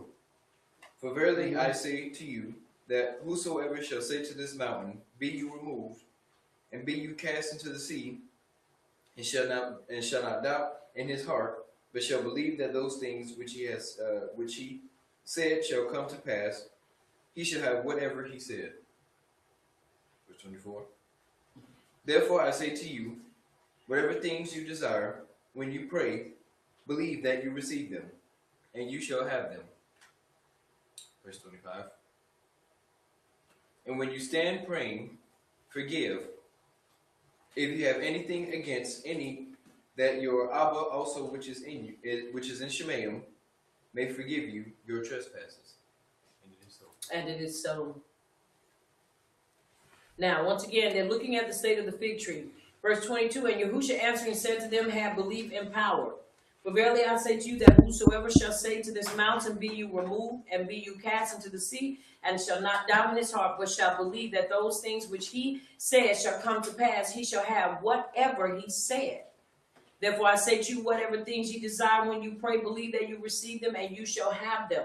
Once again, a good example, whatever we ask of, and he's really making reference to what is going on in Yisrael, in Jerusalem, for the deliverance and for the deliverance and for the salvation of Yisrael. Because remember, he's teaching them, and they were basically astonished because they had not heard that teaching. That just shows you that even in the day and time we live in, that people hear teachings that they had not heard before. Right. And that people are now at a point where they are listening and they are being drawn away from false teaching. Right. And now people are getting angry. Because people do get angry with you and get mad at you and start saying certain things that they shouldn't say. And they directly point their stuff at you. Now, I know a lot of people say that sometimes people get angry because people think they're talking about them. Well, I'm talking about the ones that, directly talking about you when they get on there and get to talking certain things. And you say, now, look, you ain't never put nothing up there before like that. And now all of a sudden, this is being posted. And we were just talking about this just a minute ago. Right. That's when you know they're directly throwing that out at you. These are the things that have to stop. Not the ones where you know you're generalizing something and you know it's general because everybody's talking about that. But if you're talking about a situation, let's say somebody's talking about dress codes. Now, you know you got a lot of people out there that believe that women are not supposed to wear pants. Now, I'm a firm believer. I'm not going to debate, and I don't want to see that stuff on there where people are sitting up there constantly browbeating and basically trying to bring a point across using erroneous information. So instead of me having to sit there and deal with it, guess what? I'll stop following you. Because I don't want to be antagonistic, and I'm not going to have you antagonizing me. Just like people that are vegan. If that's what you want to do, in spite of what the writings say, you do it. But you have most of the time they get on there and they talk about people that eat meat. And you have people that go on there, some of them that eat meat that talk about vegans. Well, my position is this. Wayikwa chapter 11. That sums it up. He gave us the authority to eat meat, but yet you got those saying that it's not clean. When you start talking along those bases that now I see this is not going to work, I'm going to stop following you. Why? Because number one, I don't believe that we are called to walk in error and to be constantly backwards and forward. Now, somebody is wrong. Nowhere did Yahuwah say in the writings that being a vegan was right. Nowhere. There is no kosher way of eating when it comes to vegans. Now, somebody may say, well, that's wrong because you don't know that. Show me in the writings where Yahuwah took specifically a chapter and dedicated it to vegetables that said what was kosher and what was not. What we could eat and what we could not eat. We understand that you can eat these things, but we also understand that he gave us the right to eat meat, and he told us what kind of meat to eat. Right. And not only that, but you follow it through the writings. And so, and I know they maybe unfollow me, that's fine, but I make sure they understand I eat meat. I'm not a vegan, so I'm telling you straight up, I'm not going to support you in being a vegan. Because I believe it diametrically opposes the truth. It does, because you talk about all meat. That means when you begin to profane and say it's dirty, you're saying that Yahuwah basically called the meat to be dirty. Right. And that he's going to give us a way to eat that's wrong. Right. I don't believe that. I don't. I follow what it shows in the writings. All right. Now, let's read. He told him once again to have belief. Now, he told him how to pray, and he said, when you stand praying in verse 25, forgive. If you have anything against any, that your Abba, also which is in Shemaiah, may forgive you your trespasses. When we're standing and praying, the first thing we're supposed to do is to forgive. To forgive. And when you forgive, guess what? You open the door for your forgiveness. That's right. We're supposed to forgive. But if you do not forgive, neither will your Abba, which is in Shemaiah, forgive your trespasses. Now, understanding what forgiveness really is. When I say I forgive you and we forgive one another, just because I go my way does not mean that I am wrong. Or just because you go your way doesn't mean you're wrong. Forgiveness says I forgive you, but understand that doesn't mean that now we still got to be trying to do the same things we used to do. That doesn't mean that. Forgiveness means that I'm not going to hold you accountable to the actions or to the words you said or brought against me, and vice versa. Now, in the future, we don't know what's going to happen. But at this present moment, I got to keep it moving and do what I got to do.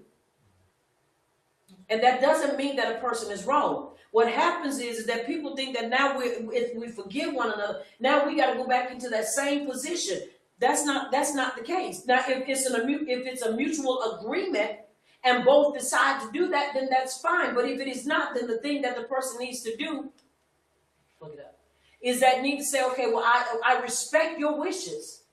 And maybe in the future we can connect if it is the will of Abiyah. And if not, we will still know that there is forgiveness between us, and we can go and still see each other and harbor one another, but we can keep moving on. That's real forgiveness. Because we're not trying to repeat the same thing over and over and over again. Are you understanding me? Yes. Yes. Verse 27, and they came again to Jerusalem, and as he was walking in the Beth Hakmadash, let's see what happens.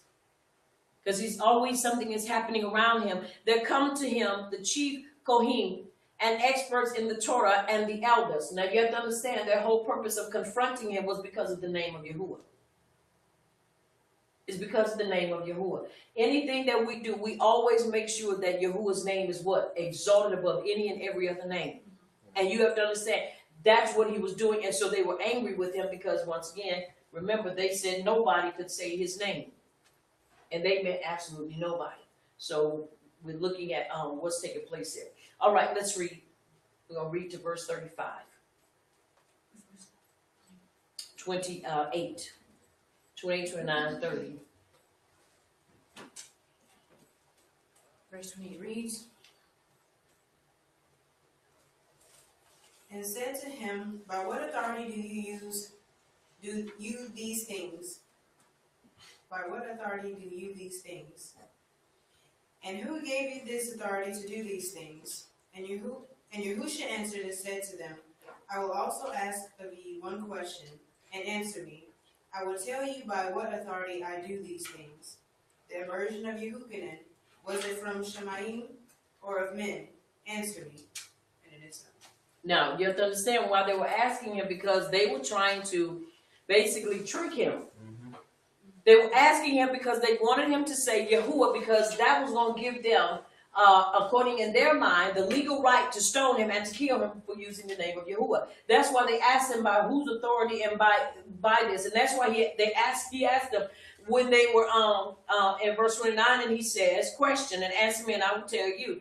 The immersion of Yehukanan, was it from Shemayim or men?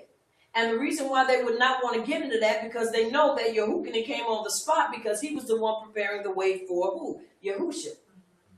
And he was sent from Yahuwah. So they didn't want to engage in him with that. So once again, he already knew that he was going to silence them because they weren't going to say. All right, let's read. And they reasoned with themselves, saying, if we shall say from the Shemayim, he will say, then did you not believe him? But if we shall say of men, they feared the people, for all men counted Yehukanan that he was a prophet indeed. Mm-hmm. And they answered and said, Yahushua, we do not know. And Yahushua said to them, neither do I tell you by what authority I do these things. And it is so. And it is so. Now, once again, it's important that we understand that when he said what he had to say, he said it.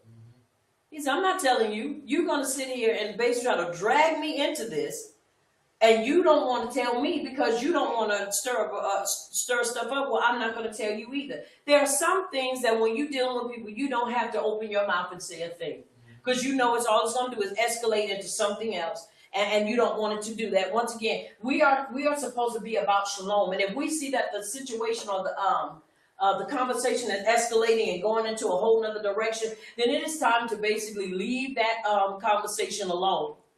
Because we don't want it to escalate. We are supposed to be shalom makers. And if we see that shalom is not going to be the end in that conversation, it's best to just back out of it and leave it alone. Because at the end of the day, when we lay down and go to sleep, we want to make sure that everything we've done has been acceptable and has been upright in the eyes and in the ears of Abba Yah. Yes, there are things that happen, and sometimes you get frustrated and angry, but at the end of the day, still, you want to make sure that there is room for repentance if needed, and you want to make sure that you've done nothing outside of what he has already deemed as being upright and has been wrong. So that when we do lay down, we can lay down in shalom. Once again, it's just practical application. And it's truly about knowing how to do things. And I know a lot of times, as I said before, when you're dealing with mains, that can really be a very touchy situation, because you have people out there that say, I ain't talking about you, but yet your main is focused towards them. That's a lie. If it's about them, just be upright, straight up with them. No, it is about you. And get it over with. Because if you lie about it, it's not going to make it any better. And if you know it's not about them, or it's a situation, like I say, and you're dealing, then don't even go in that way. When will we learn as a people to avoid conflict? There are many times I can put things up there, but I wouldn't dare do that. Why? Because I understand this is something that me and somebody talked about. And so before I bring an accusation against my credibility, I'll keep my mouth shut. I'll keep my text or my post to myself. But you know when you putting up there and you put the big old bubbly eyes up there, you know, y'all think y'all gonna shut me down. Y'all think y'all gonna make me quiet. Well, that's half the people on your page. Because if you put it out there, that's who you're talking about. Everybody that's on there. Unless you start dropping names saying, I'm not talking about you, I'm not talking about you, I'm not talking about you. So that means everybody. Once again, there's a way that seems right unto man, but the end thereof is death. It is best sometimes that we hold our peace and go in a whole nother direction. Because once again, if you know you had a conversation with a person that day or the day before and you put it up there and you know it's on the line of what you talked about, it may not be exactly, yes, you are talking about them. And unless you want them, or you're ready to deal with them and confront them, then don't put it up there. Now people say, well, you can't tell me what to post. You can't tell me. No, but I can advise you to keep conflict and confusion out of the midst by just using wisdom when we post.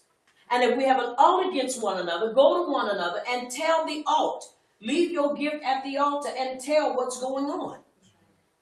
But don't sit up there and make people be sitting up there and acting all crazy. And that's if you have an alt. And if you just say, no, I disagree, and I'm going to disagree agreeably, and I'm just going to not, follow you. I'm just going to leave you alone. And that way we don't have to worry about coming back to this place, and we're going to do it in shalom. And there's no error in that. Because now you've not created a situation where it can be blown out of proportion. All it is just a few moments of considering what you're going to say and what you're going to do and who it may offend. If we could just get that in our heart and mind. Many times I'd have picked up that phone and I'd be like, boy, I am about to go in. And right when I'd be saying that, I don't have nothing to say, so I'm like, I'm about to get out. Because I ain't got nothing to say to go in with. Why? Because I asked Abiyah to keep me. And help me never to allow the Torah to escape me, especially when I'm talking to my aunt in the code. Now, if you out there in the world and you think you're going to come sideways to me, I'm going to tell you in a nice way, that ain't the way you're going to handle me or deal with me. And that's just being real. And that's the way we have to be. Once again, I want to say to you on this great day, a day of celebration and commemoration, a time that we commemorate the rest of our Yah, and we celebrate our rest, a time that we've come to learn. I enjoy doing what I do. And this time, once again, when we are at a place of relaxation and we're at a time that we're resting, it is a time that you can absorb and you can receive more. Because your posture and your mindset is that I got to rest.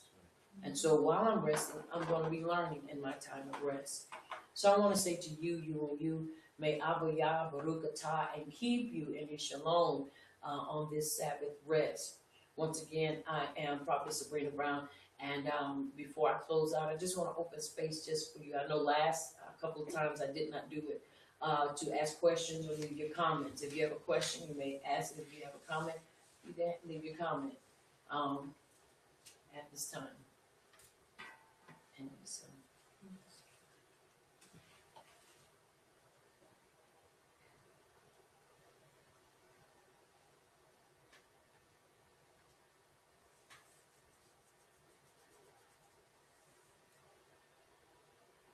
you good?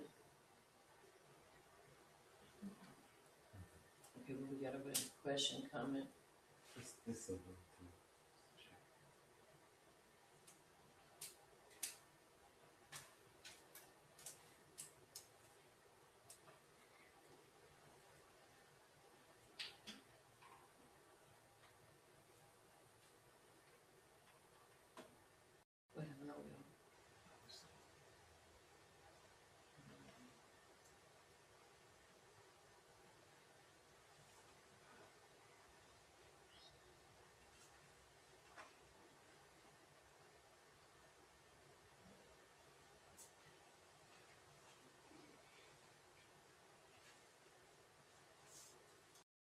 Question.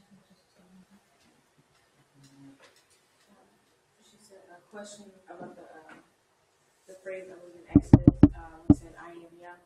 Mm. The phrase in Exodus. Mm-hmm. She was asking, how did you find How did I find it? In the writings. In the writings. And in the commentary. In the King James Version, they're not going to do that. They're going to make sure that they keep it a mystery and keep you in the dark. But the commentary. Yeah, in the commentary.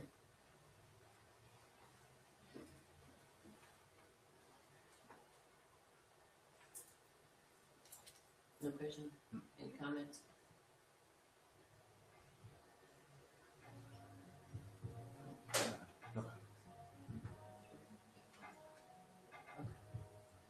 All right.